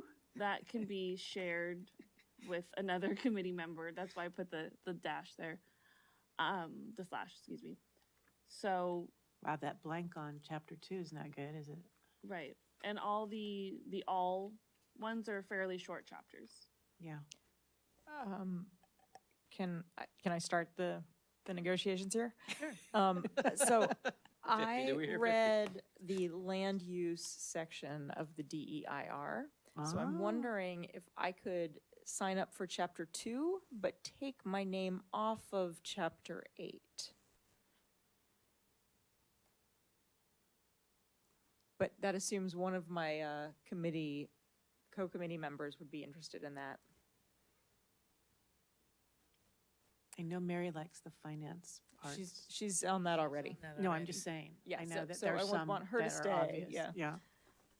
Well, I want to, I'll honestly, I already read chapter 8 and made comments on the original one, so the redlining isn't gonna be that different, but I'm trying to, Same for me with chapter yeah, 5. because I'm on the chapter that's got 120 pages. I'm not that interested in just adding pages. Yeah. How do you feel, Anthony? Do you want to do the chapter that I already did the DEIR on? Which chapter? You're talking about? Conservation and open space, chapter 5, since that companion piece Yeah, I've already done. So, I'm on that one, so yeah, that's fine. Chapter 5's good. and I already read it, and what I glanced at from what you sent, there wasn't much redlining in that one, so I think that most of what I've already done would work. Do you mind if I pop in with a comment? Oh. It looks like the only chapter that has redlining is chapter 2.6. Yeah, So it that was might make very things easier. restricted. I You mean that changed? Because Looks it like was it, the yeah. existing facilities. It's really all about the existing facilities. And this Yeah. is all of it. Okay. And Can, Anthony, can you say what you just said before this? I missed it. You were going to join a separate chapter? No, she was asking about chapter 5. I mean, I saw my name on chapter 5, so I'm happy to review it if we need to. That's all I was saying. And I already reviewed it. Yeah, So I reviewed it, but my name's not on it. So that's a weird, but I will be reviewing that one. or, yeah. yeah. That's what I was dialoguing with him on. Yeah, Why- well, but I don't see. Now, why would I want to do that? You don't have Because to. you might want to do circulation. Is where we It's really hard to need know you. what some of these terms mean, you know? Why would you want to do that? Don't you want to trade 86 pages for 139 pages where your contribution with Well, he knows the greenhouse gas part so well, but I don't see an obvious slot for that here. They must have repurposed the verbiage. Yeah, I mean, Like, is that infrastructure? Is that circulation? circulation might be of interest since it's, That's a lot of air pages to quality. only have poor Rohendra on. That's what I was trying to say. is I see, okay. That would it be better? Cleared this section because I was new. That's That's okay. I deserve it. You It'd be deserve great to it. have You Anthony deserve it. on board, please. Oh, man. okay, here. if you Taking wanna one look for the here, team. This is, okay, under circulation comes circulation goals, circulation network, street standards, streetscape design and guidelines, and signage and guidelines, okay? And under conservation comes open space goals and strategies, open space elements and landscape guidelines. And There's under a lot of parking. infrastructure, am I on infrastructure? God, how did I get on infrastructure? Yeah. Oh, there we go. Yeah, oh, There's an because it Anthony thing. includes, yeah, infrastructure includes drainage, Natural gas. infrastructure goals, Electricity. grading and geotechnical, stormwater, portable water, recycled water, and wastewater, That's electrical, Mary's thing. natural yeah. gas, and communications. You're on that one too. That sounds like my jam. Yep. That's Yeah. totally your jam. And then public facilities financing. That's just financing methods and implementation of requirements. And then implementation is all. So really, we need help on the circulation one. Sustainability framework is everybody. That's chapter 4. I'm sure there was a recreation chapter in the specific plan that I read. I must be The losing my mind. recreation chapter, hold on a second, is, Didn't I have my name on that, Michelle? Because I swear I read that. well, you did. And it doesn't exist anymore? Well, it does. It's under No more chapter recreation. 4, open space and habitat. Chapter 4 is sustainability framework here. What happened? Chapter 4. I put chapter 4 for all because it's only it's 14 pages. And I noticed that the specific plan, chapter 14, has a lot of sections, but they're all only a couple pages long. Yeah. This seems shorter than the original one, but I don't know. I had it at the library and it was So it looks like huge. recreation's under chapter 4, 4.11, recreation, health and happiness. It's So maybe they sucked it into They that put it under sustainability framework. Yep. Put it under what? They put it under sustainability framework. Recreation? Yeah, Yeah, recreation, health, and happiness. and parts of transportation too, because I Oh. read transportation originally too. 4.1. Oh, that's interesting. Yeah, I think everybody should read the sustainability framework one. Yeah, you're right about that. It probably is because the city itself has such a strong emphasis on sustainability that they had to repackage it, right? Mm-hmm. Mm, Okay, okay. And so the deadline on these is? Is someone joining Rohindra in the circulation section? I think, Anthony, did you say? I can, yeah, Okay. that seems like it's probably of interest. Maybe we can, we can talk, Rohindra, maybe we can divide it Almost up or divide something. subsections Yeah, yeah. now, yeah. Street classification. and Julie, do you want to be taken off of open space and conservation? No, I want to be Not back you, I on. was Anthony. I know you want to do that, Julie. Yeah, Anthony and I were talking about that. So, yeah, I mean, maybe that is the thing to do. It's long, is the thing. It feels like there's also an as needed thing. So maybe what we should all do is look at. The redlined one. No, I was gonna say look at chapters you're not assigned to Yeah. and do as needed. And does that make sense? Like if I see something that's related to the landfill reclamation or whatever in there, which it's not going to be in the specific plan, but Kind I of would- like the I would look executive at that. summary thing again. Yes. Going Yeah, back I to would that look at that. theme. Yeah, gotcha. Yeah, looking at this table of contents in the older version, what Erin just said is really important. I think that if you go through and look at the things that that are that you have areas of expertise or experience or Or you already knowledge did the in, DEIR part Yeah. of. yeah, don't limit yourself to your assignment Mhm. by any means. Do your assignment, but don't limit yourself to your assignments.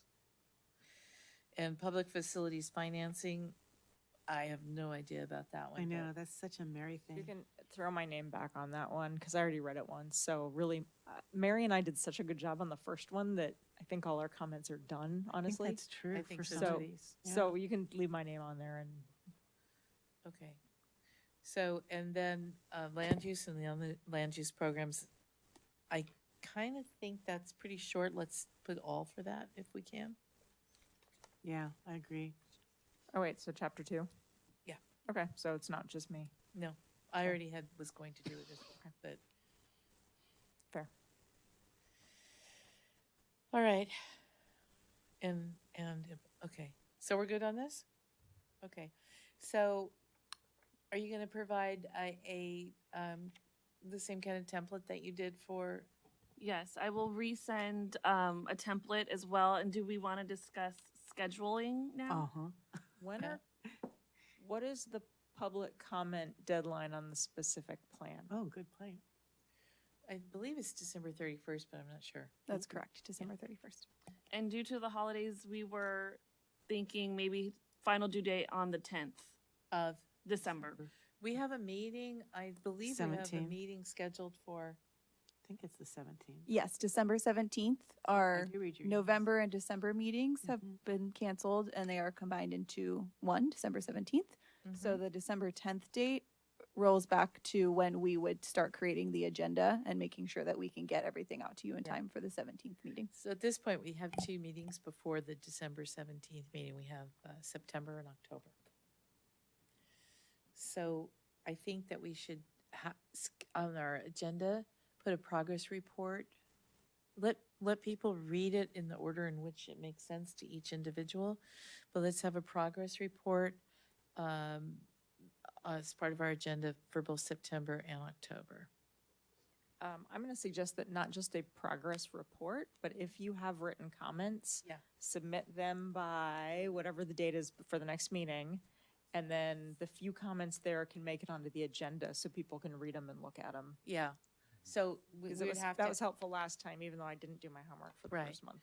So Dolores, can you put out a little schedule for all of that? Like when they have to get comments to you in order for Molly to include them in the agenda?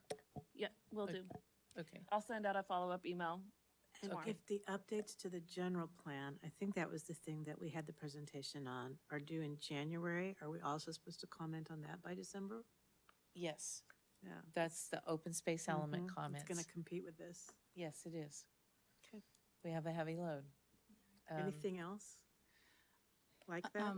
I just wanted to make a comment. So it's my understanding that Baylands at BDI would like to come and present on the specific plan as well. So it's my understanding they would like to come present on at your next meeting, September 25th, or 24th. Sorry, 24th. So that might be a good opportunity, you know, to hear them out, hear what they have to say about the specific plan, and you know, maybe they could potentially answer questions you may have. And that might kind of help guide sort of your comments as you start writing them and digging more into the plan. Okay. Yeah, they've requested it of all of the committees, so just so you're aware, they're looking to speak to all of the committees. How much about time the do you specific think they want, plan. That I don't know. just in terms of, Yeah, Probably an hour. but I could see it being an hour. Thank- I have Yeah. requested that their slide deck be published with the agenda so that you're able to see Yes. what they're looking to present, so that Thank you you. can have some questions in mind when they come to present. Yeah, I definitely want to see the slide deck in advance. Right. Okay. I'm gonna suggest and say it shouldn't be homework, but we should probably all try to read chapter 0 and 1 before that meeting, Yeah, exactly. which will be familiar because I think they copied all the figures and put them in the DEIR, so Okay. we're used to it. All right. So we're done with this subject for now, right? Yeah, I would also like to say that it would be really helpful if we weren't short one man on this committee. So if the Oh, yeah. city feels like opening up applications to get new members, that would be great because we're doing a lot of work. They with are it doing short. applications now, but they're not going to choose till January. It's Okay. kind of a different, That's my understanding, is January would Yeah. be when the selection takes because place. I did ask, Mhm. you know. Yep. All right. All right. Next on the agenda, I lost my agenda in all this paperwork here. Staff updates, you're off the hook. Oh, staff updates.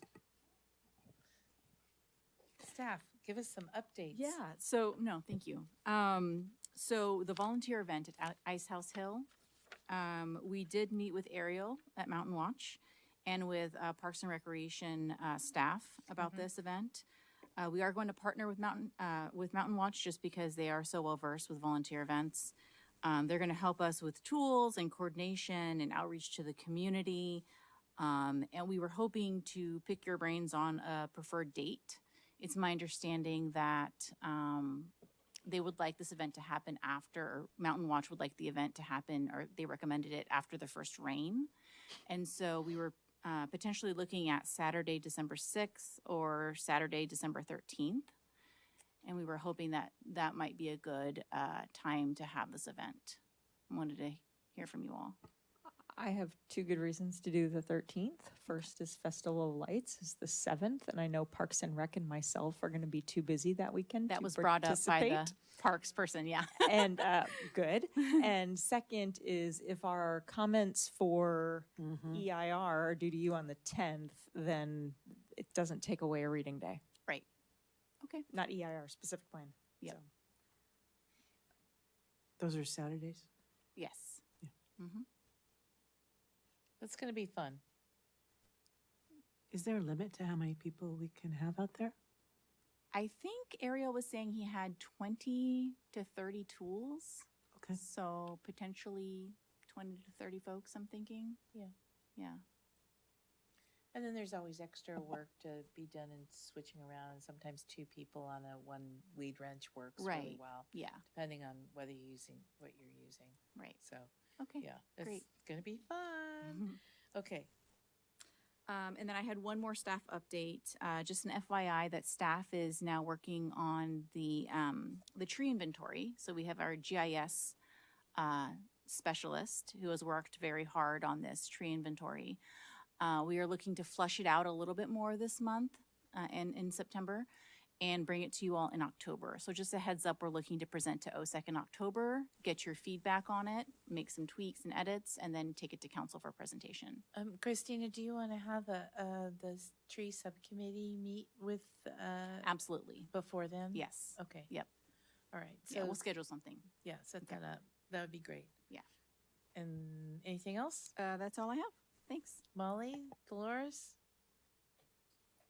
Yes, so Michelle, you missed the meeting, but you were included in the notes from the Mountain Watch Right. um, The, meeting. right. Yes, Grace Shaw from the county mentioned to me an issue that they were seeing with Tree of Heaven and it blowing onto the mountain. I brought this to Karen, and she pointed out to me that it is not currently covered under the invasive species regulation that OSEC had helped to draft last year.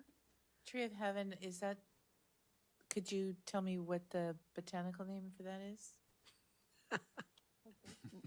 Hold, please. Molly said. Pop quiz. Oh, No pressure. Okay, Mouthful, okay. that family This name. absolutely needs to be added. Okay. This is, it's also known as black locust, and it's a horrible invasive. I am dealing with it in my yard, and it has spikes, and it stump sprouts and seed sprouts, and it is really hard to get rid of. So I was afraid that's what it was when you said that. We really do need to put the kibosh on this tree. What is the botanical name, since we got that far? I It saw the is- family name. I didn't see the genus species. All I had to do was look at the picture. Is it ALM? Oh, that's small. There are other trees in the same, family that are fine. This particular one is not fine.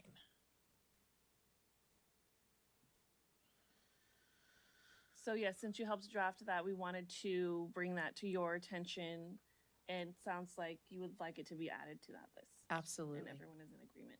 Yeah. Do we need to have that motioned?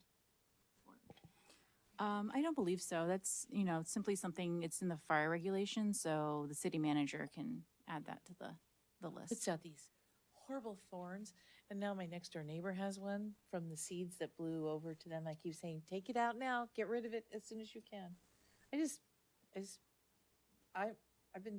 We had the tree removed 5 years ago, and I'm still dealing with it. It's really bad. It's nice for about 2 weeks out of the year. The rest of the time, I love trees, and Does it flower?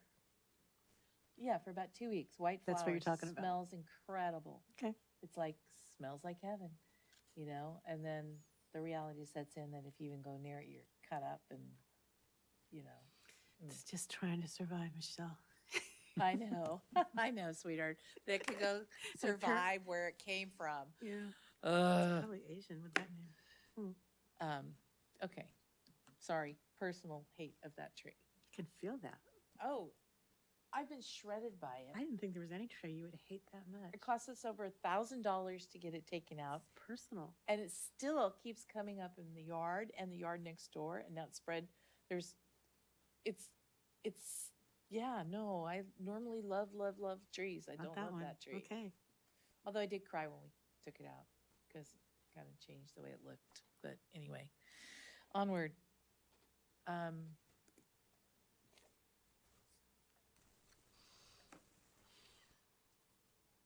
Okay.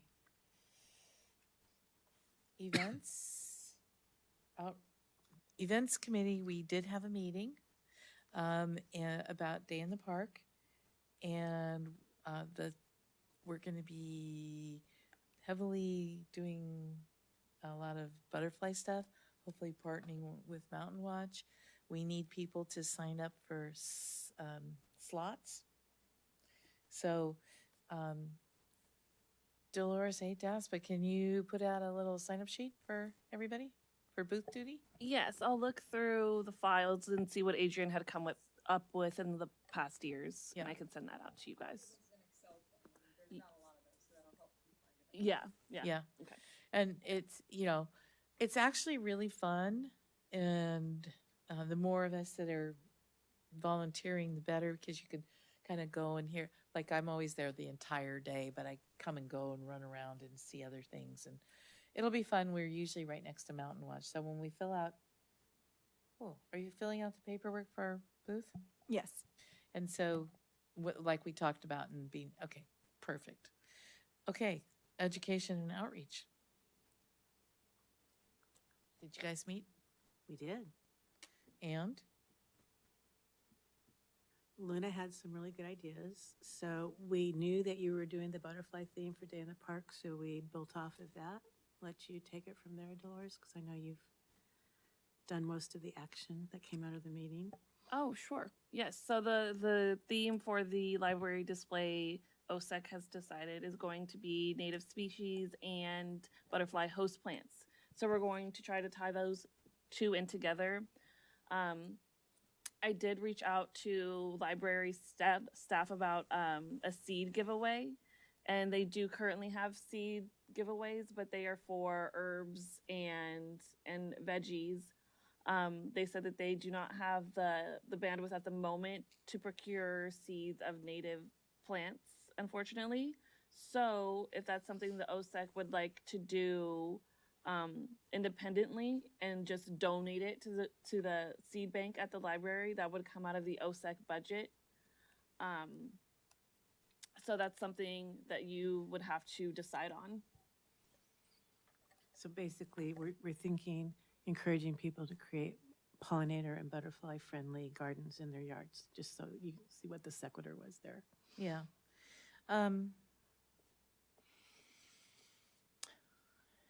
It's hard because you don't want people to just get packets of seeds and scatter them all over the place, because we are in a sensitive habitat. And that's how scabiosa got on the mountain and some other things like that.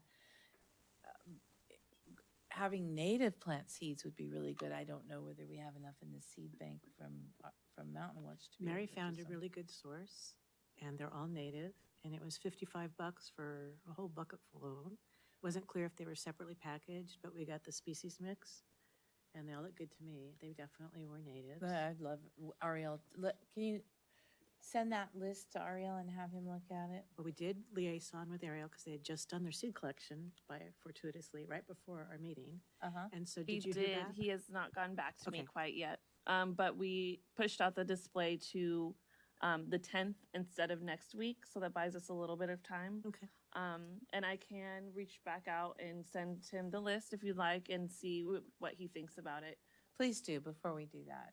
Sure. I think most of the butterfly gardening piece, because that's what I took on in terms of research, they tend to be very sun requiring. And so I'm like, man, I can't put any of them in my yard. I have way too much shade. But yeah, that's the idea. Okay. Just the typical things and things that wouldn't be evil. I mean, some people don't like a Schultzia because it can be weedy, but it is a native and it does attract bees in particular. So Yeah. we could definitely discuss. She had me, Dolores had me choose 4. But, we're not trying to recreate San Bruno Mountain. We're not trying to encourage elfins and do I know. Plantago erecta, because that's not going to work in any yard. But we're looking at things like yarrow or Schultzia, mimulus, and I can't remember what the other one was. Sisyrinchium. Yeah, there we go. So mostly perennials also, so that Yeah. you get the return on investment. And then we were talking about maybe having a demo garden at the community garden or somewhere. But then these guys were talking about a demo garden down at the yacht club, and I thought we could marry that up with what we're doing and put some of these same species in. And then do you have that link? Can we show that? Then there's a third thing. There's citizen science for people uploading pictures of butterflies with the location. Mm-hmm. And we have that for Brisbane. Oh, sorry. We have that. There was somebody very active on that site from Brisbane, and they found a checker spot butterfly on Solano in 2023, which I thought was really cool. Yeah. So again, say, okay, plant it, and now you can also see what it does, because now we have a place where you can put the data for what was visiting your flower. Mm-hmm. And we were thinking for the kids, that could be kind of cool. So kind of tying that whole thing together Yeah. that way was the idea. But yeah, the seed thing is important. Who's Yeah, gonna so let's go just for it? run it by Ariel and There it is, see? make sure that, They're kind of cool maps. just want to make sure that we're not doing anything that would cause a problem. Of course, yeah. It's hard to look into the future and say, whoops, really shouldn't have carried scabiosa all over the place. Okay. And then next is climate action plan. Climate action. Did you guys meet and report? Yep. So we basically drafted the staff report. I think, where did we land on that? You're reviewing it, right? It is currently being reviewed by the three of us. We have a meeting tomorrow morning to go over it. Okay. Hopefully we can have it agendized for the next meeting if Chair Salmon and City Manager Dennis can both review and approve it. Great. So, but it was a great start. Yeah, very well done. Thank you.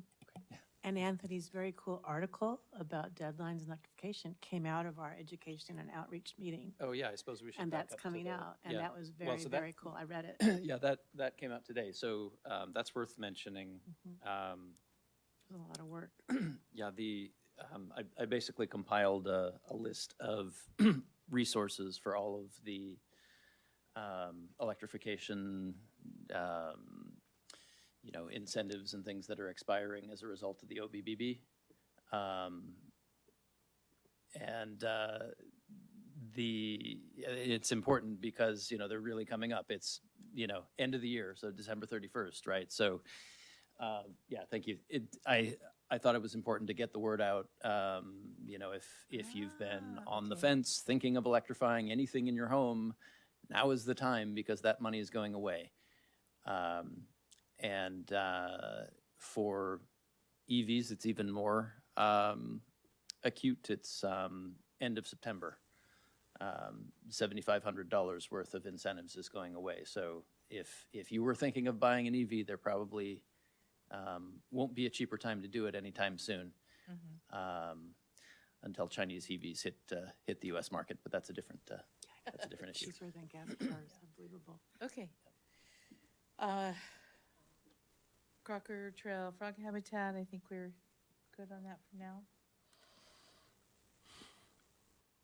Okay. Tree issues, we had one last meeting with Karen Kinzer, and I don't remember when it was. Baylands Specific Plan is what we're doing now. And I think everything else we're good on. Okay, so let's go on to calendar items, yes, next. Oh, wait. Forgot to ask your favorite question. Any word on the PCA grant Oh, yeah. timeline? So we have our grant writer tracking this, and it hasn't opened yet. Okay, thank you. Yeah. Mhm. Is it coming soon? We hope in the fall. It was opened in like November of 24, so we're hoping November-ish of 25. So we should really have a meeting and discuss what we want to put forth. Okay. Okay. Yeah. Calendar items. I think we have everything on the calendar. Got to put the December one we just did, which is the winter cleanup. It will not be November. It'll be December 13th. Like to remind everybody about coastal cleanup. And is there anything else that we need to talk about on the calendar? Because we are running late. It's not there, but there is compost giveaway right now, so public announcement. Oh, it's Oh, still yeah. there. Okay. Oh, I don't know if it's When still we there, talked about but it, we it thought it would was. all be gone. It's new. Yeah. Yeah, another dump. Okay. Yeah, we'll be having at least one more of those this year. Hopefully, maybe two even. In terms of advocacy, it might be that Renew SF Bay would be interested in peel off of some of that compost pile for their garden at the marina. It may be too soon for them, but Yes, yeah, it's worth thinking about. yeah, definitely. Okay, and then chair and committee matters. I have one. In the past, Tony Varios has, he's a local guy here in Brisbane, has lived here a long, long time and everything. And he periodically does a beautification project on, and fire safety along Quarry Road from the community garden up to where the bollards are. Okay. And he usually removes dead wood from the trail and does all kinds of things like that. And there's no cost. He just needs the support, and he gets other people to help and everything. And the request was sent to me from the city manager of whether he thought OSEC should be involved. And so I didn't want to just say, hey, I'm all for it. Before consulting with the rest of the team, we can't actually vote on anything, but we could agendize this for our next meeting for a, yes, we support Tony doing this. Because what he really does is he recycles the deadwood to line the north edge of the trail, and the city goes along and does some work, and then he goes behind them and takes the wood and so that it doesn't just all get ground up. It gets used to kind of help the trail. And his request is for the city manager to approve the project. It was sent to the city engineer and also to the fire department. And as the city normally performs or hires contractors to trim large trees on Quarry Road, rather than chipping and disposing them at cost, leave them on the north side of the road trail. And Tony will line them up, eventually replacing the older with the newer along the trailhead. To Litmus School, have Department of Works remove the large fallen trees from the hillsides below the school and the playground above the trail, also from the trail above the Crocker Trail section. Those could be used on the Crocker Trail to, make barriers. Remove small wood piles, aggressively cut back poison oak encroaching onto the trail, and, mark off the 1/10 of a mile with signs, and consider adding improved drainage across the road per a diagram that he sent as well, which I don't have the diagram. So is this something that OSEC wants to be involved in? If so, we could put it on our agenda, or otherwise we can just let the city work directly with Tony and decide what to do. No sensitive plants to worry about. Yes, so- there are some. Oh, okay. Yeah, this is the area where people walk to go to the mountain and back, or to go up to Quarry Road and back. So here's the area that we're looking at. I gotta orient myself to the map. So there's the tennis courts, and you can see Quarry Road goes along down below. And it's Oh, is this used, by the pool? pardon? This is by the pool. No, it's the one down below the pool. Okay. Okay, see, you can see the pool here? All right, and that's Solano Street that goes up to the school. Quarry Road is the trail down below, Mhm. along there. And one of the other suggestions is adding additional dog poo station and additional garbage cans. Mary Rogers said that would be really helpful because Get that poop. it's a long ways from one to the other, and a lot of people just, They don't pick up anyway. yeah, they don't pick up. So, so do we want to be involved? Do we want to help with this, and put it on the agenda for next month?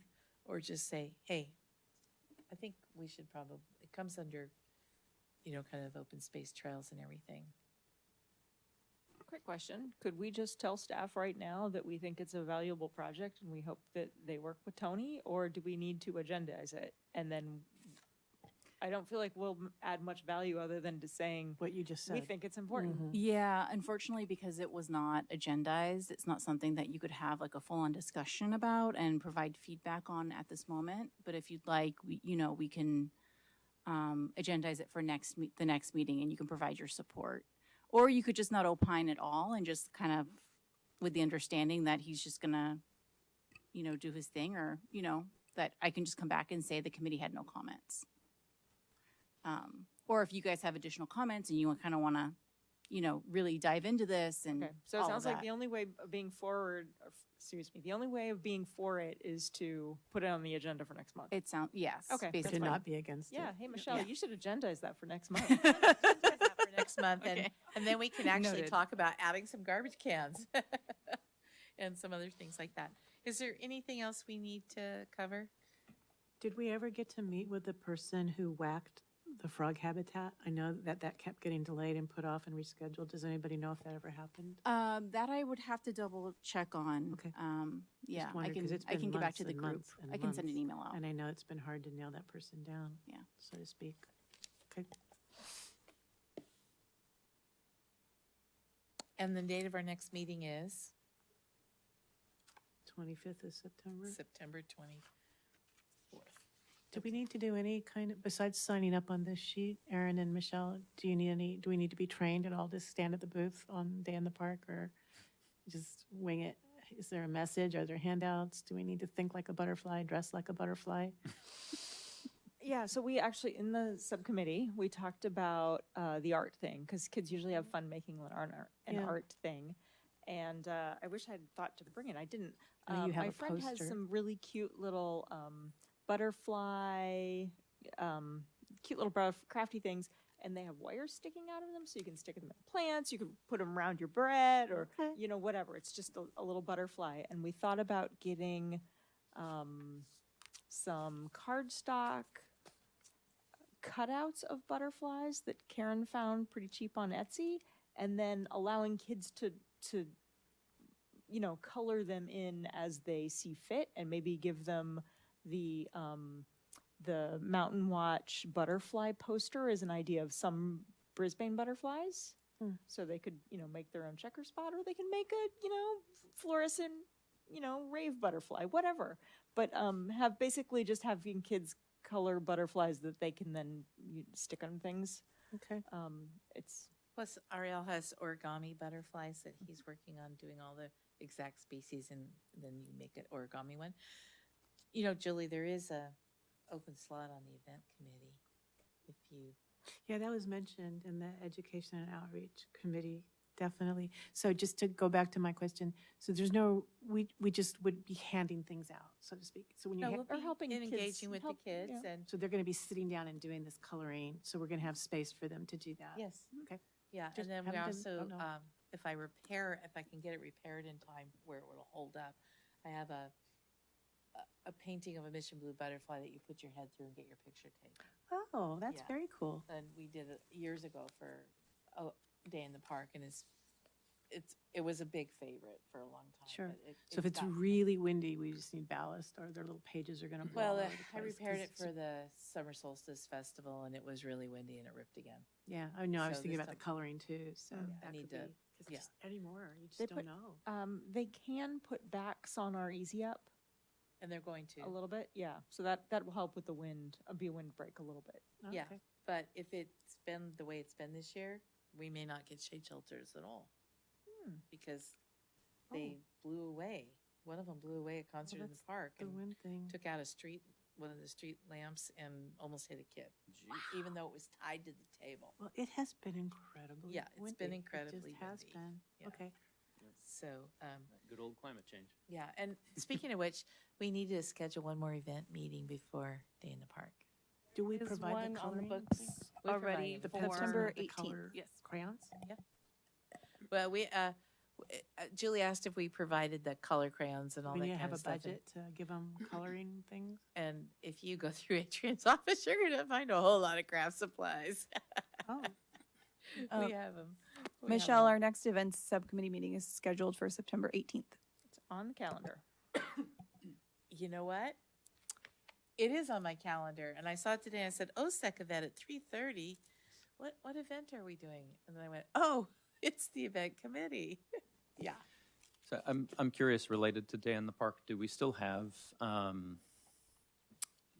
it's like flyers and pamphlets and stuff for having to do with electrification? I know last time there was a bunch of that, but probably a good time to promote it. I did a little bit of snooping, and I didn't find as much as I wanted to, but I'll look a little harder and let you know. Okay, And that'd be great. one of the things we discussed in the committee was last year we over pamphleted. Mm. We had way too many pamphlets out there. Yeah. And so if you would like to review what pamphlets we have with Dolores and make a recommendation to the committee of a very limited selection of what you think is the best thing that we should put out there, Kind of the We adult will. version of the booth, yeah. Some kind of yeah, okay, that'd be great if you can maybe get back to me with what we do have, and I don't know, maybe I can develop something else, a poster or, Yeah. Yeah, I'll let you Something, know. yeah. While we're on that subject, actually, I did find some pamphlets that OSEC made for San Bruno Mountain Watch. I'm not sure when they were made, but I wanted to put those out at the library display about native plants. So I wanted to get the okay. I'm not sure how old they are. I don't know if any of you remember I do. being involved in making them. Okay, Yeah, I'm pretty, if you send me a picture of I'll one. show you one. Yeah, Okay. okay. But yeah, that would be really good, because we need to curate the amount of pamphlets that we have, especially if it's windy. So, yeah, yeah, we just had so many, it was kind of over the top. I agree, yeah, and I didn't honestly, they sort of ended up being a conversation starter more than something people actually were walking off with in most cases, from what I saw, so Yeah. maybe it's, pamphlets is Oh. not the way to go. Ooh, No, if you just Yes, get is this the, yes, Yeah. okay. very slick. Yeah. High gloss. Oh, yeah. Oh, oh yeah. these are wonderful. Yeah, let's put these out. There's enough for both the library display and Day in the Park. Yeah. There's a ton of them, so that's good to know. These were originally developed in conjunction with Arthur and Elena Court, and then we had them reprinted. These are nice. Court. Yeah, these are very nice. Yes, good find, Dolores. Okay. Anything else? We're adjourned. Yay.